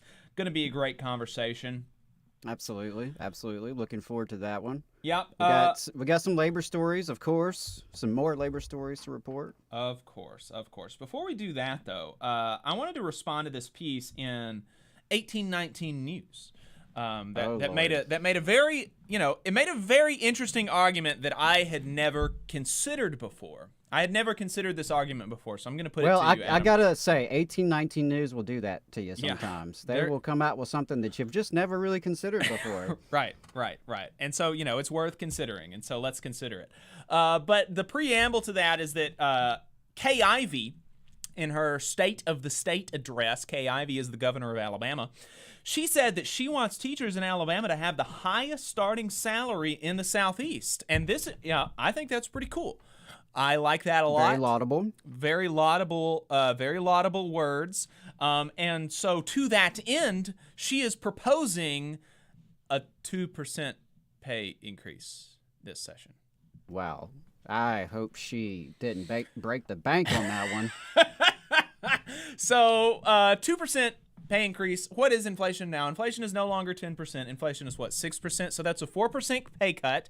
So she's going to have to do some work in upcoming legislative sessions, if she wants to meet that goal. She could also hope that the rest of the South gets worse. That's also an option. That is another option. See, you got to think about the different approaches you could take to this. Yes, you're right. Don't underestimate that. That's another option. Although Arkansas just passed a huge bill to make the minimum starting salary $50,000 for teachers. That's progress. So we got to beat Arkansas if we're going to do that. 2%. Wouldn't it be nice to beat Arkansas in education salaries and not just in football? That would be lovely. Yep. And so, the reasoning for this is to, improve school performance and also attack the teacher shortage, which just attacking the teacher shortage is going to improve school performance because, just logically, if you fill the positions with qualified professionals who are there every day, right? With qualified, performance would improve. I don't even know how you could possibly dispute that. It's going to be easier for teachers to teach if they teach an appropriate amount of students. That just seems to be obvious. But Justin Bogey at 1819 News attempts to throw cold water on the idea that this would improve school performance. And this is the novel argument that we're going to consider here. And so he says that, look, people want to improve school performance. We should improve school performance. But is this really the way to do that? And, maybe we can look to historical we can analyze the past, which this is something that we're in favor of. You're a history teacher. And so he says, let's analyze the past to see if that can give us any indication about whether or not improving teacher pay will improve school performance. Okay? So we're starting off with, analyzing the past to determine our path forward. This is something that we support. And so he says, Alabama's minimum teacher salaries have increased, get this, by over 45%. Really? Yeah. Since the 1999 2000 school year. I have also grown a bit since then. A little. Is there anything else that you can think of that has also grown by a significant portion since 1999?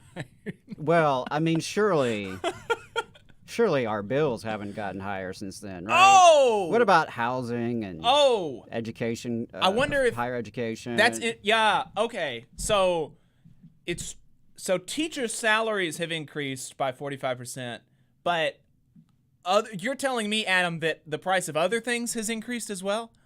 I do believe that is the case. Yes. Interesting. I believe that's. I know I don't get my talking points from the Alabama Policy Institute, but that's my understanding is that yes, the cost of living has in fact gone up. Okay. Well, let's just keep reading. Maybe he addresses this. We've only read one sentence, right? We've only read one sentence, so maybe there's something else he says.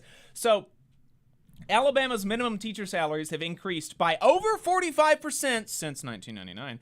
The state's, and I assume that's how he would want you to read it. The state's performance in the National Assessment of Education Progress has shown little to no improvement, Adam, over that same period. Also, despite the 12.5% raises since 2018, Alabama's NAEP scores have only improved by 1 point in one category from 2019 to 2022. So he doesn't really address. That's fascinating. He doesn't, and so we've only read one paragraph, but I have read the entire article, and I can assure you that he doesn't address the rising costs of anything else in his article. And so let's do that. We're going to help him out here. We're going to help out our friend Justin Bogey. And so I followed his, because he links to something when he says Alabama's minimum teacher salaries have increased by over 45% since the 1999-2000 school year. He links to something showing teacher salaries in the 20th century. And in 2000, according to his link, and I don't know, presumably this is true. In 2000, Alabama teachers started at $29,790, according to his source. And in 2023 dollars, that would be $52,044. Wow. Wowza. So in 2000, Alabama teachers started making the equivalent of $52,000. That's actually kind of fascinating.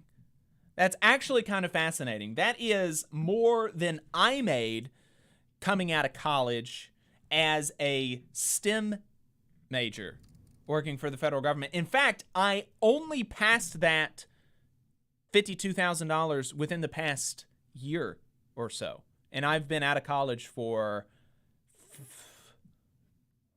4 years? Geez.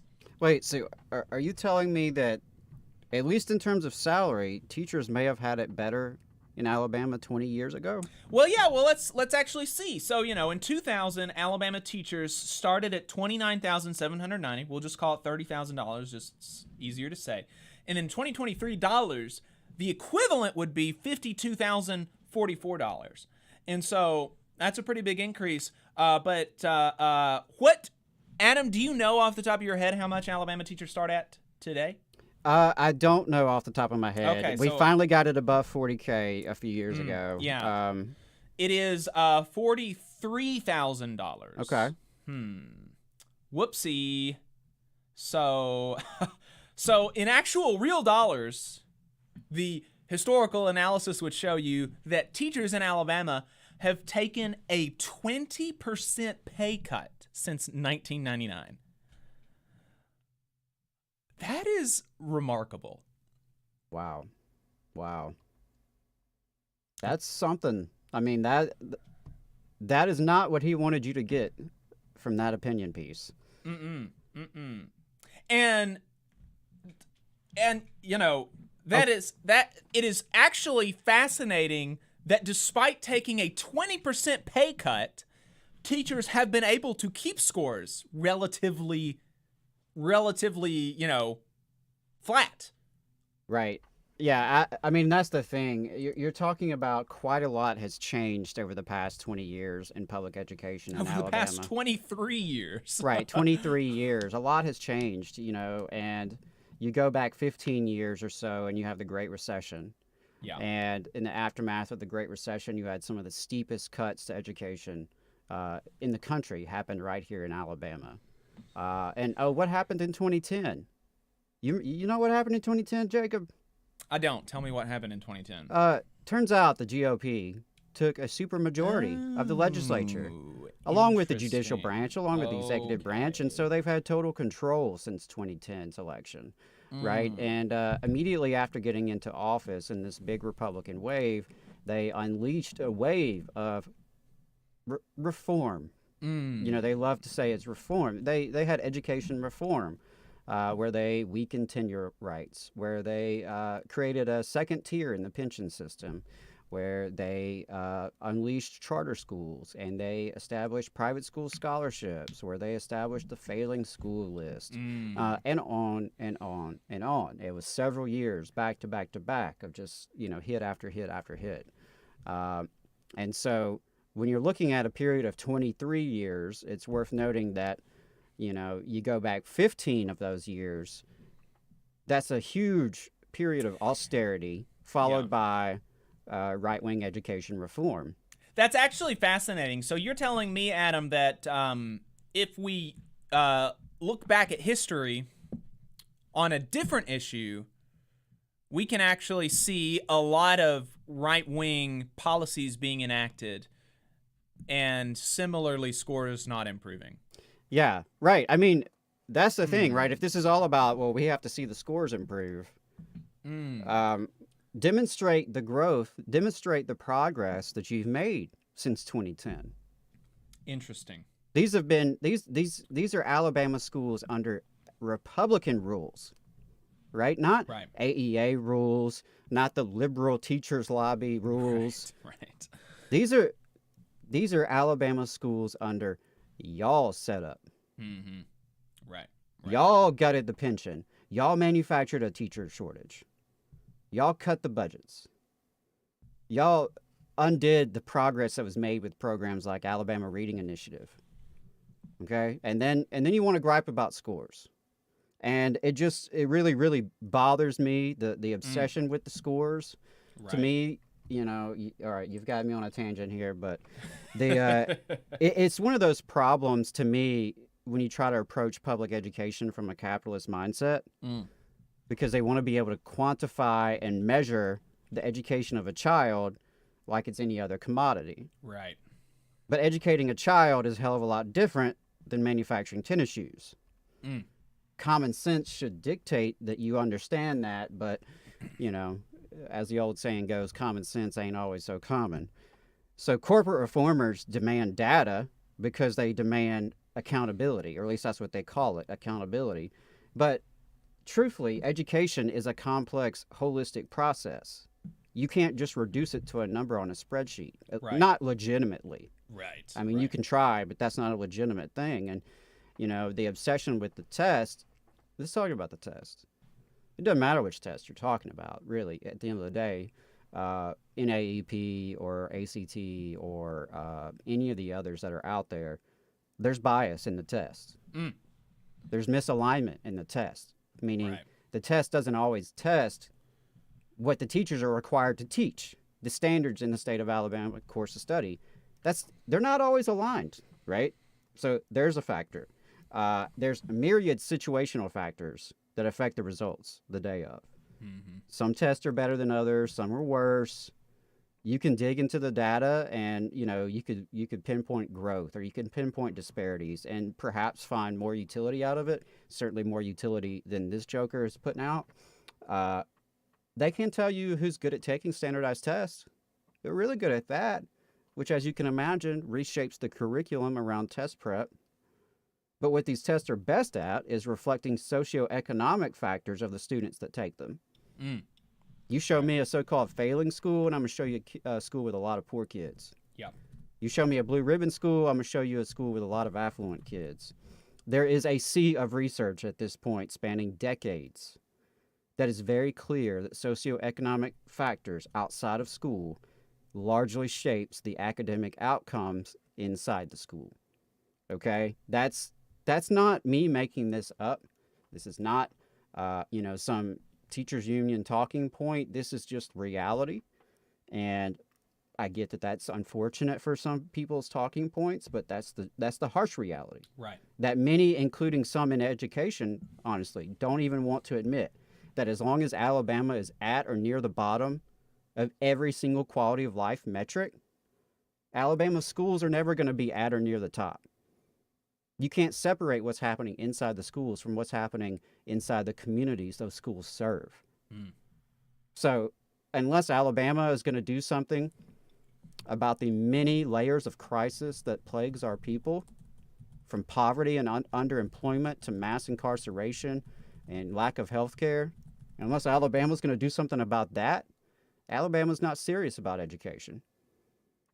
I mean, and it's not lost on me that the very same folks who attack our public schools and decry our public schools being ranked so low are the very same folks responsible for Alabama ranking so low in literally every other category. Right. All right, so I'll get off my soapbox now, but you start bringing up test scores and education, and that gets me riled up. And I know we have Angela. We have Angela on the line, waiting very patiently for me to wrap up my my education rant. So yeah, well, let's go ahead and go to Angela then.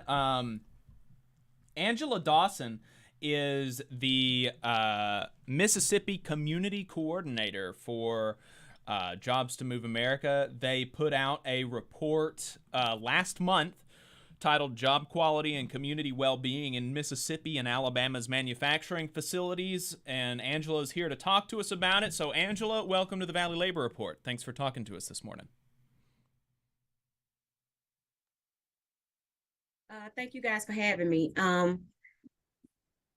I really enjoyed listening to you guys talk about education, because the same thing that goes on in Alabama pretty much goes on in Mississippi.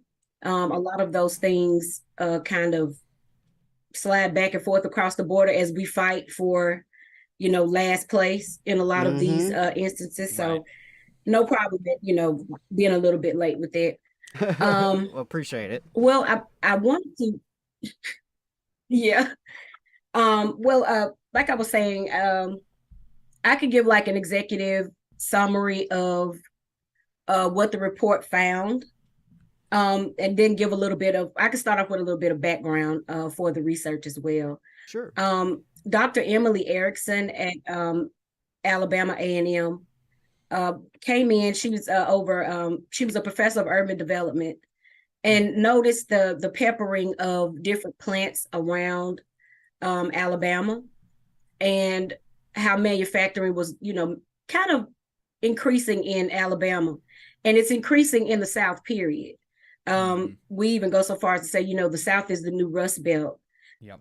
Because companies are coming here to take advantage of the incentives and the revolving door of workers that they can, have to come in with these jobs. And so she wanted to do research to find out why, if all of these jobs were in Alabama and Mississippi, why are things still so bad, as far as life-wise for the workers?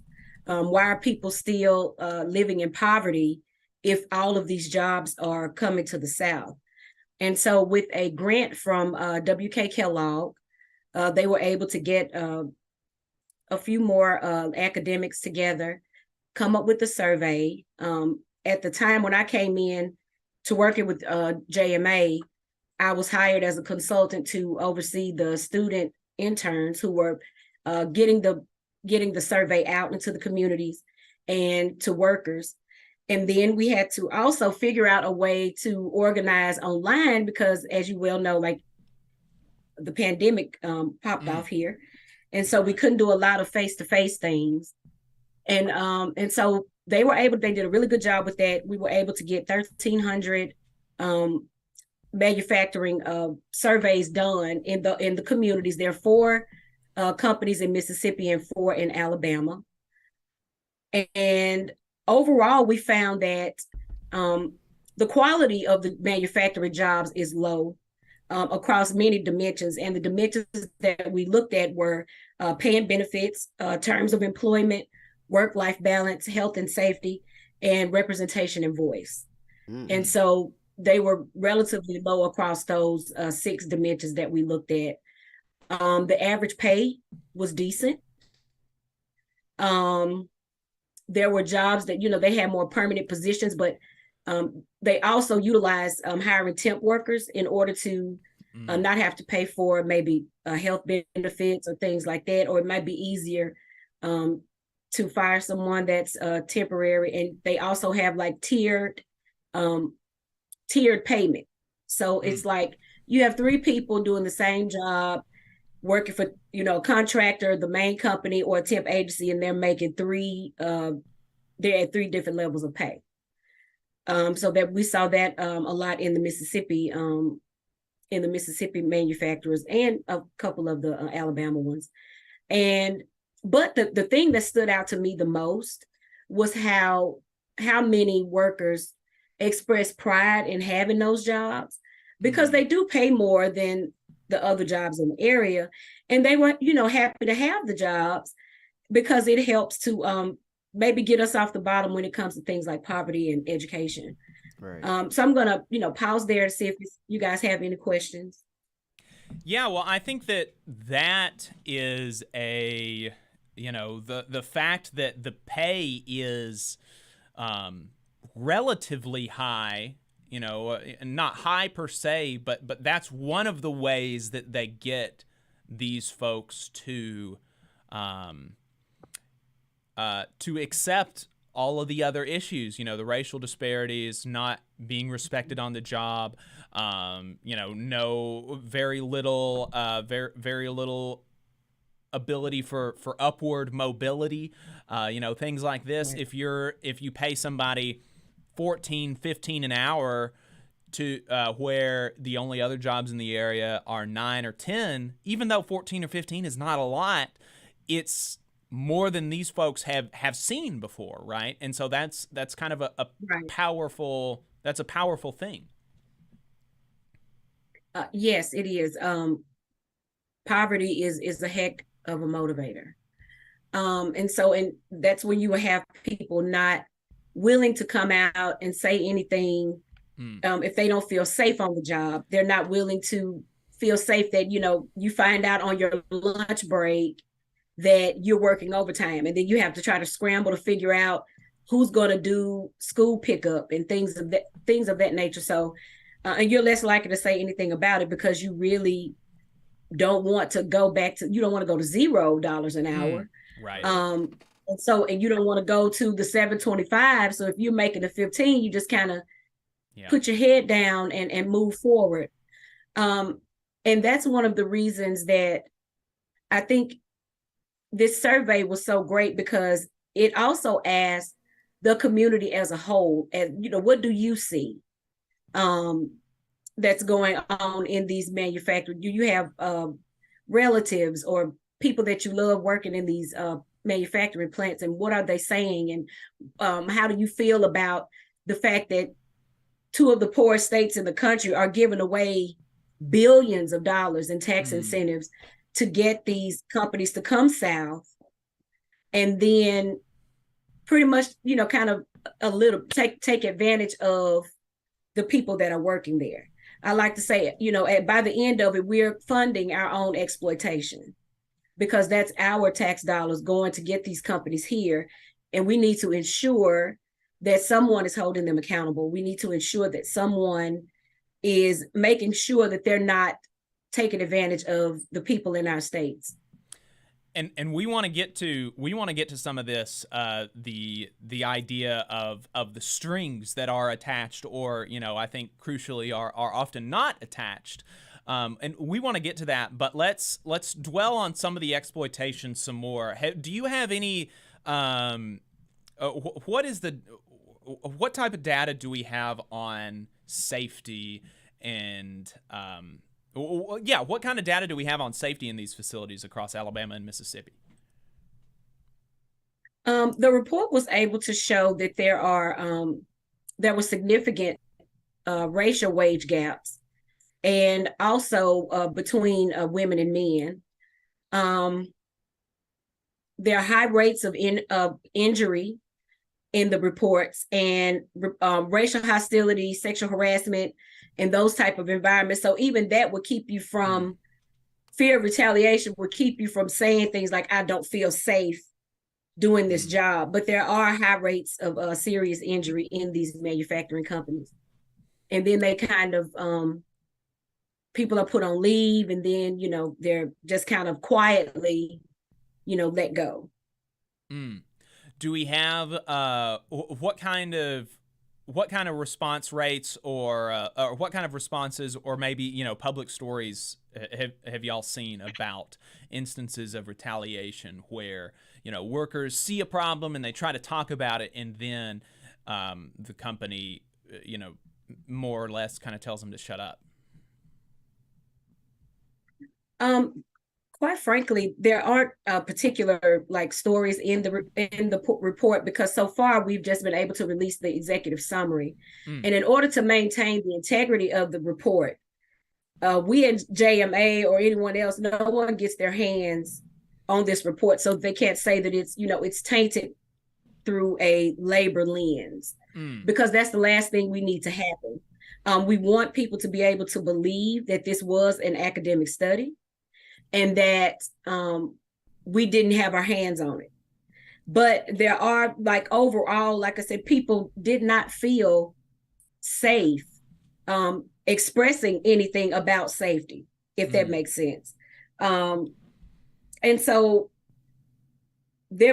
I know from working with a former campaign with UAW and Nissan, that there were people that would get injured because of things like manholes being, uncovered, right?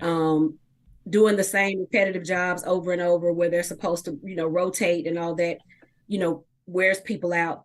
And so there are certain issues, and no, they don't have to go out of their way to fix them either, because really the leaders and the people who hold the purse strings are on their side. Yeah. So let's talk about the purse strings. How much, do you have an idea about how much money these folks are, these companies are getting from from tax dollars and subsidies and grants and all these types of things from Alabama and Mississippi? Well, we know overall that since the mid-90s, about $10 billion of taxpayer money has come from Alabama and Mississippi to get companies to come south. Wow. But when looking for on the policy side of it and the accountability side of it, Mississippi and Alabama are not very transparent with everything that goes on. And, there are things that prevent people from knowing exactly what's going on. So that in of itself lets you know that there's something right. That's not quite right. If they're going to such lengths to hide it from public view. So we're hoping, we are making requests to see how much money how many incentives, were there any deals saying that a manufacturer would have to stay in a state for a certain amount of time, or they will forfeit the rest of their incentives. We would like to know all of those things, and we're in the process of trying to get that information, but it's kind of difficult because they're not very transparent. They're very good at, keeping things behind closed doors. Right. Difficult by design. Yeah. What kind of strings are usually attached to these dollars from the public? Well, there are, since both states are right to work, that's one of the perfect things for a manufacturing company to come in, and some of the incentive is that, a nod and a wink that, yeah, we're going to keep it that way. So you don't have to worry about things of that nature. We will keep people in a particular pocket so that you don't have to worry about anyone coming on later, coming along later saying, well, yeah, we want, this and that. And so, and I think that's one of the things that also the revolving door of employees, I mean, that could come in. If you were to take any manufacturing plant in Mississippi or Alabama, and you fired everyone in that plant. You could start up again with a fresh new crop of workers the next day. Mm. And that's another, you have plenty of people that are always going to be willing to come in and fill these positions because they make more money than the other jobs around them. And they're going to do that in spite of there's no, if you're African American or a woman or come from any marginalized community of color, there's no upward mobility there, even if there's safety issues there, even if there are pay disparities there. And you are, discouraged from speaking up for yourself and asking for better rights. In spite of all those things, Mississippi and Alabama will constantly produce a workforce for these companies. They'll never have to worry about people actually coming in to work. And I think too, that's part of the allure, and the fact that the companies pretty much can do what they want as long as they stay, and as long as it's something that can be touted as a new job by whatever administration is in office. Have you, in the course of your research and working with Jobs to Move America and in this report, have you seen a single instance of Alabama or Mississippi clawing back subsidies from manufacturers that they've given them to? Absolutely not. I've not seen it. Because why would they go? Because a lot of them may be contingent on them staying a certain amount of time, but why would they go if no one is really checking, what they're doing? No one is really checking the company. And like I said, it's another feather in the cap of whatever administration is running either one of these states at the time to say, well, see, I brought these jobs here. But what we're fighting for at JMA is that, yes, we want these jobs. We want people to be able to work themselves out of poverty if they can, but it doesn't need to be impeded by unjustness. It's kind of a personal thing for me, because I have family members that work in manufacturing plants around the state, and I do want them to be able to have access to those jobs, but I don't want them to be hindered by those jobs at the same time. Right. And so what we're working towards here is to ensure that they're good jobs. Are we going to end up having a cancer alley around the areas where these manufacturers are in decades in the future? Right. We want to ensure that they are disposing of things correctly. So we want, clean jobs or greener jobs. We want the jobs to be able to offer retirement. For some people, a lot of people just have 401k. They don't get like the base retirement. And as you guys have stated earlier with the link between poverty and education, if people are making more money, their children are going to better schools. They live in better neighborhoods. Right. They have more money to pay into taxes to ensure that their infrastructures are able to stand alone. So a lot of this goes back to what's going on here. And so at JMA, like I said, we're pushing for not just jobs, but good jobs. And if we're going to foot the bill for a lot of these jobs coming here, we all need to be cognizant of what's going on. We all need to pay attention to what's going on, because these are, as Mississippians and Alabamians, these are our tax dollars. So we deserve to know where they're going and how they're being used, and we need to ensure that they're not being used against us. Yeah, because absolutely. Then that's counterintuitive. Yeah, absolutely. Yeah, well, let's wrap up with this. Talk to us about Jobs to Move America more generally. Who y'all are, what kind of work you're doing, and maybe how folks can get involved if they're interested. Oh, great. Jobs to Move America we are a policy-based think center, and we look at how government monies are spent. A lot of our work is in transportation. So say, for instance, there's a plant in Anniston, Alabama, New Flyer. Mm-hmm. And what the work that JMA does is reflected perfectly in what just went down in Anniston, Alabama. They were able to get a community benefits agreement with New Flyer. And that is a legally binding contract that New Flyer now has with Alabama, a coalition for community benefits. And they were able to establish workforce development programs, a debt clinic, and a path to management programs to ensure that people who are actually deserving of these jobs can go into management. And it's one of the first of its kind in the South in terms of establishing that workforce development to ensure that people are ready to work. We also fight for local hire, so that people, when these people are coming, these companies are coming to the community, the people that live in the community get a shot at getting those jobs as well. Right. And also preparing them for that work so they're ready day one.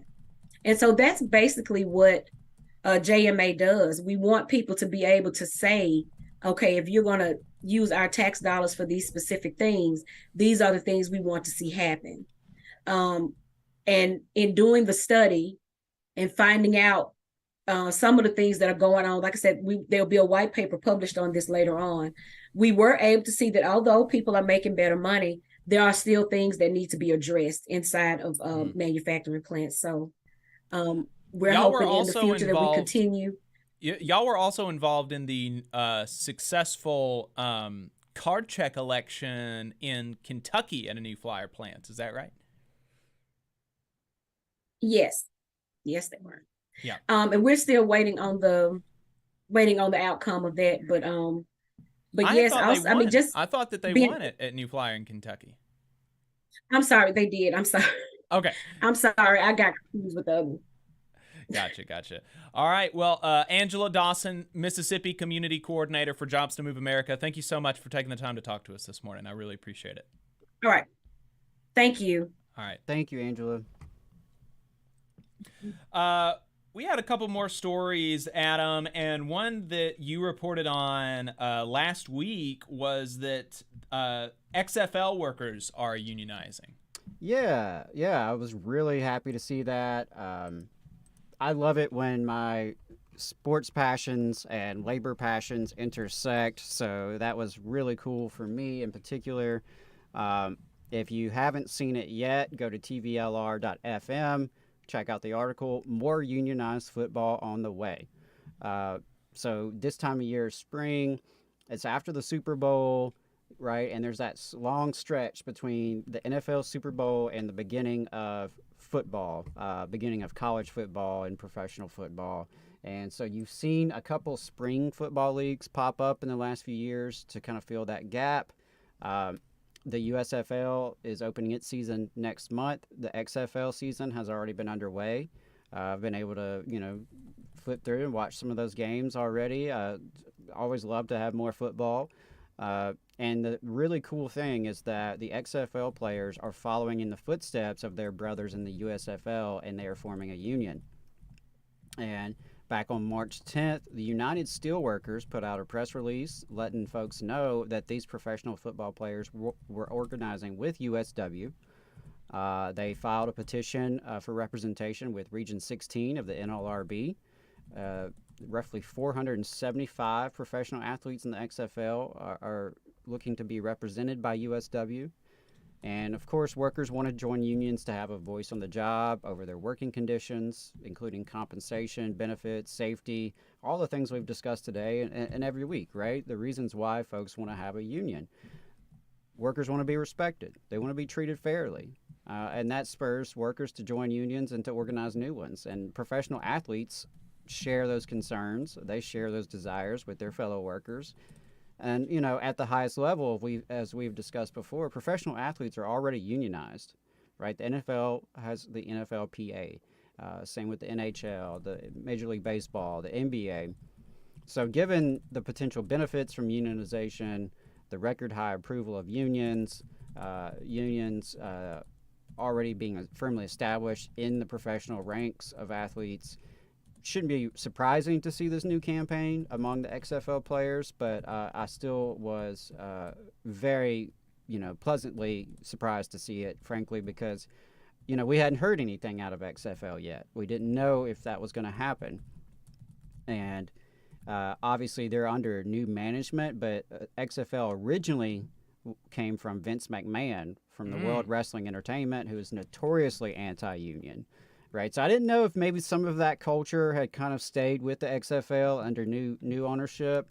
But yeah, check out the article. I've got a couple quotes there from the USW International President, who said, "No matter whether it's a factory or football field, every worker deserves a voice on the job and in determining their own futures." I love that. And also went in to mention that we spoke with Ryan Cave from the USFL Players Association, United Football Players Association. We interviewed him on the Valley Labor Report back in January to talk about the successful campaign to organize these USFL players and the good contract they secured for their membership. And so I spoke with Ryan for this article about the XFL as well, but just as a reminder, the USFL players had a 100% ratification vote of that contract, and that's pretty significant, I think. Given the tumultuous history of spring football leagues, players were seeking contractual protections, especially in regards to areas like workers' compensation, equipment, safety, healthcare. Given the physical nature of the sport, obviously very relevant. Compensation, of course, is always a concern. Housing, definitely a primary concern for these football players who are away from their homes. So that was a 3-year agreement they hammered out over in the USFL, and a lot of the players know each other in these spring leagues. There's a lot of back and forth between XFL, USFL, NFL, Canadian Football League, etc. So these guys talk, they know each other, there were relationships already, and so those conversations and relationships really helped lead to this XFL campaign. So Ryan shared that a lot of the players were familiar with player unions already, and after they saw the success in the USFL, that really, furthered their interest, and they wanted to secure a union for themselves and a good contract for themselves in the XFL. He said that it's actually been a great fit with the USW. They are willing to expand into more sports, apparently. USW is, they said they're just getting started when it comes to professional athletes. So very cool. That's really cool. And Ryan Cave also pointed out that AFL-CIO has a sports council that was formed just last year. That's promising, I think, to see more collaboration within our unions, collaborating with the professional athlete unions, right? Because they are some of the highest profile union members in our country. Yeah. That's not nothing. That's something that we ought to really keep in the forefront, and something we have to take advantage of as a movement, frankly. So, Americans and Alabamians love sports. We love football.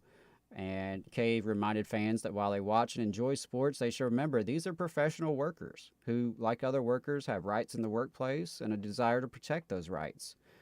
So if you enjoy the product, don't forget, there are folks laboring for this, often performing pretty dangerous labor. So there are no specific calls to action at this time. I did ask. Right now, Cave encouraged fans to show their love and support of the campaign on social media, so you can share news of the union drive. Hey, share the article from TVLR. That would be a great way to get the word out and let folks know you approve. If you're on Twitter, tag the XFL, tag XFL players that you may be familiar with. Let them know you support them.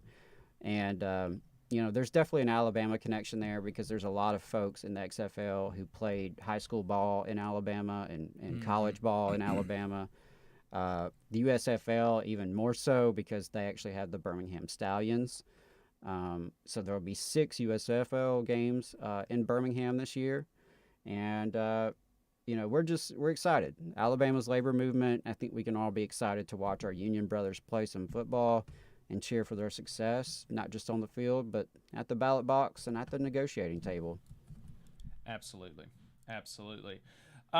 So the last thing that we wanted to talk about, which is, you know, probably one of the biggest things to happen in labor this month is absolutely, and something we'll probably need to dive into a lot more later. yeah, but we just wanted to, you know, touch on it here, is that it is all but certain that that Shawn Fain, UAW reformer on the Members United slate, backed by the UAWD Reform Caucus, he's all but certain to win the international presidency of the UAW.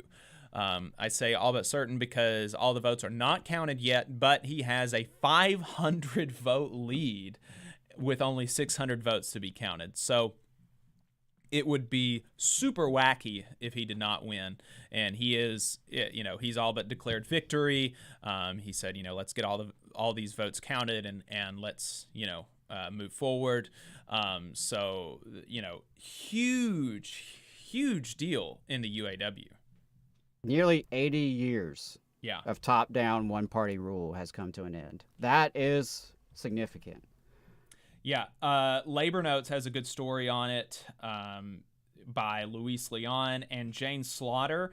But one of the quotes that I think is really the most, hopefully, you know, the most indicative of where the union is going to go under the new leadership is Shawn Fain mentioned that back in the 40s and 50s, union leaders in the UAW were talking about 32-hour work weeks. And in 2021 and 2022, we're negotiating 7-day weeks and 12-hour days. Wow. So, you know, that is, he didn't explicitly say, you know, we're going to be gunning for 32-hour weeks, but the comparison there is, I think, intentional and a good one. And it's something that we should be moving on the offensive. The first offensive, I guess, is to win back the 40-hour work week, you know, since so many working people in America no longer have a 40-hour work week. Everybody should have a 40-hour work week. Shouldn't have to work more than that. 8 hours for work, 8 hours for play, or 8 hours for work, 8 hours for rest, and 8 hours for what you will. That is, you know, I think that's incredibly important, and I think that, you know, frankly, folks should have more than that. And, you know, a 32-hour week is really where we need to be heading. But I guess the first stop on that road is to cement, you know, the 40-hour work week. But you know, hopefully there's going to be some moves towards that. Yeah, just really highly recommend the article, again, by Louise and Jane over at Labor Notes. It's a new day at the UAW, and yeah, they kind of go into detail with the election, and there's some good statements there from some of the reformers who won office or who helped put them in office, and even mentioned that some of the retirees in closed locals, right? These are areas where it's nothing but retirees because there's no active union anymore because there's no plant to unionize anymore. And so there are places like that all over the country. And so you can get some sense of how the retirees were voting, at least in those circumstances. And it looks like they were favorable to reform as well. I know I was very happy to be able to tell my in-laws yesterday, like, hey, you helped make history by participating in this election and by voting and asking for change within the union. You helped make history, and that's huge. We need a strong UAW in this country. It's important for the entire labor movement that UAW be at its best. UAW at its best helped labor be at its best. You mentioned the 1930s and 40s, and that's obviously a time when we were much stronger as a labor movement in this country. And a lot of that can be, you can point back to the strong UAW. So I hope that this bodes very well. And I know there was, low turnout in some of it. And I think Fain has already kind of pointed to that as maybe there's room for improvement, right? Obviously, there are people who are disengaged, who are maybe burnt out or disenchanted, and the union has work to do to rebuild confidence. But I really, I'm excited to know that there's a new energy within the UAW, and I hope it bodes well, and I hope that means more and more members from the rank and file getting engaged to reclaim their union and make it a strong fighting UAW that we all need. Yes, and there was some very little conversation on Twitter started by Matt Iglesias about, and he said, quote, "So wait, did the UAW successfully organize a bunch of graduate students whose influx then led to leadership's ouster in favor of a new, more militant group?" And that is definitely something that, the old guard would be pushing, but graduate workers only made up like 3% of Shawn Fain's vote.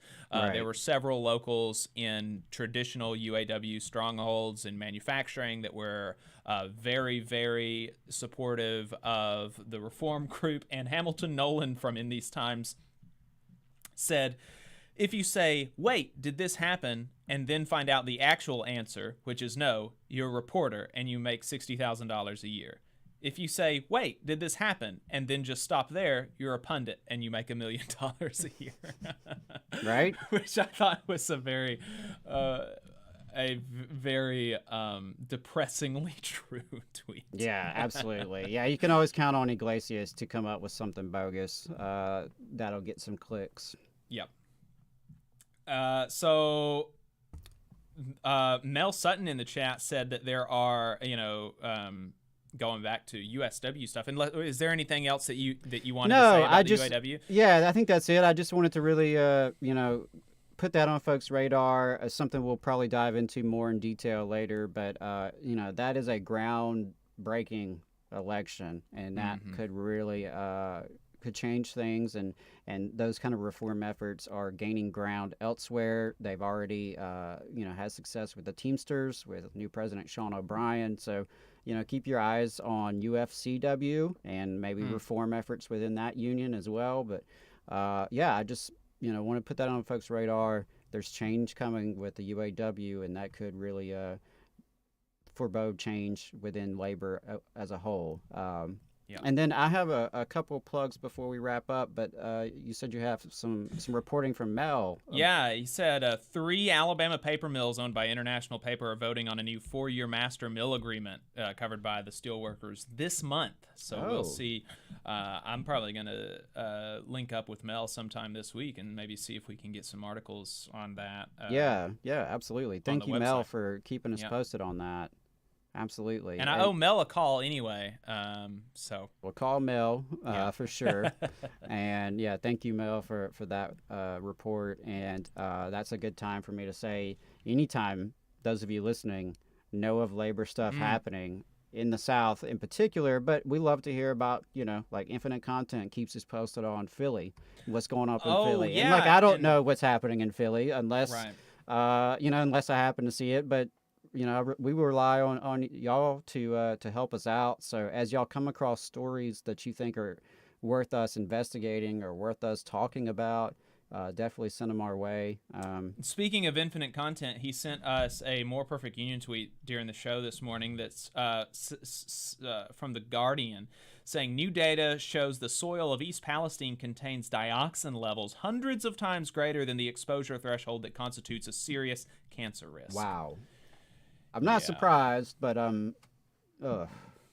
thank you, Infinite Content, for sharing that, as depressing as it is and unsurprising as it is. But so let's. I have to get out of here because I am helping a soon-to-be sister-in-law move. So let's go ahead and give us those plugs, Adam, and then we'll go ahead and roll out. Yeah. So we ran through the plugs real quick at the end of the main show. I did want to make sure folks heard that Alabamians for Fair Justice is holding a lobby day on April 4th to advocate around several important criminal justice bills. And if you will just Google that, register online, the sooner the better, so they can plan accordingly. Saw from one of the activists that, if there's enough interest, they might be able to get a bus from Huntsville to go down to Montgomery. Labor Notes is hosting a series of online trainings, as they do every month. Communicating with members is the Stewards Workshop this week on Thursday evening. That should be a good one. They also have a webinar called Mighty Gay Unions, Queer and Trans Labor Histories and Futures on March 22nd. That is probably going to be really interesting. And if you missed it, Shop Talk aired this Thursday. Shop Talk is our new weekly series that's coming out every Thursday morning. I believe we've kind of settled on 9:30. That's when we start our Saturday show, so that's probably where we're going to start our Thursday show as well. But Shop Talk is dedicated to labor education, history, and training. That way, our news and commentary, we'll keep that more on Saturdays. Stick the educational content more on Thursday mornings. So we've only done 2 episodes so far. I really appreciate those of you who've tuned in so far and given me some feedback. The first episode was, an introduction, did some March anniversaries, but was really headlined by a segment on the Walker County 1979 teacher strike, the first teacher strike in Alabama that I know of. And if you missed that, of course, it's available online. This week, we talked with Joe DeManuel Hall from Labor Notes to just kind of go deeper on what are some of the resources they have available for training. Talked about the Stewards Corner in their magazine and the resources they have online. So particularly if you are a steward, if you're interested in being involved as a steward or kind of stepping up your role in the union, check that out. We've got some future episodes planned around learning the legislature. How does it actually work in Alabama? Something is an idea. How does it become a bill? How does that bill move forward? How can you monitor that as just a rank and file citizen? All right, so we've got that slated. I'm talking with the Labor and Working Class History Association, as well as the Southern Labor Studies Association. So we got some great stuff planned for Shop Talk every Thursday morning at 9:30 a.m. Or, of course, you can check it on podcast a few days later. And if you're not on our email list already at tvlr.fm, definitely sign up for that to stay up to date on the Valley Labor Report and our work to highlight the labor movement across the Tennessee Valley and across the South. And with that, I think that's everything I had. Just thank you to everyone who's tuned in this morning, who's liked and shared and subscribed.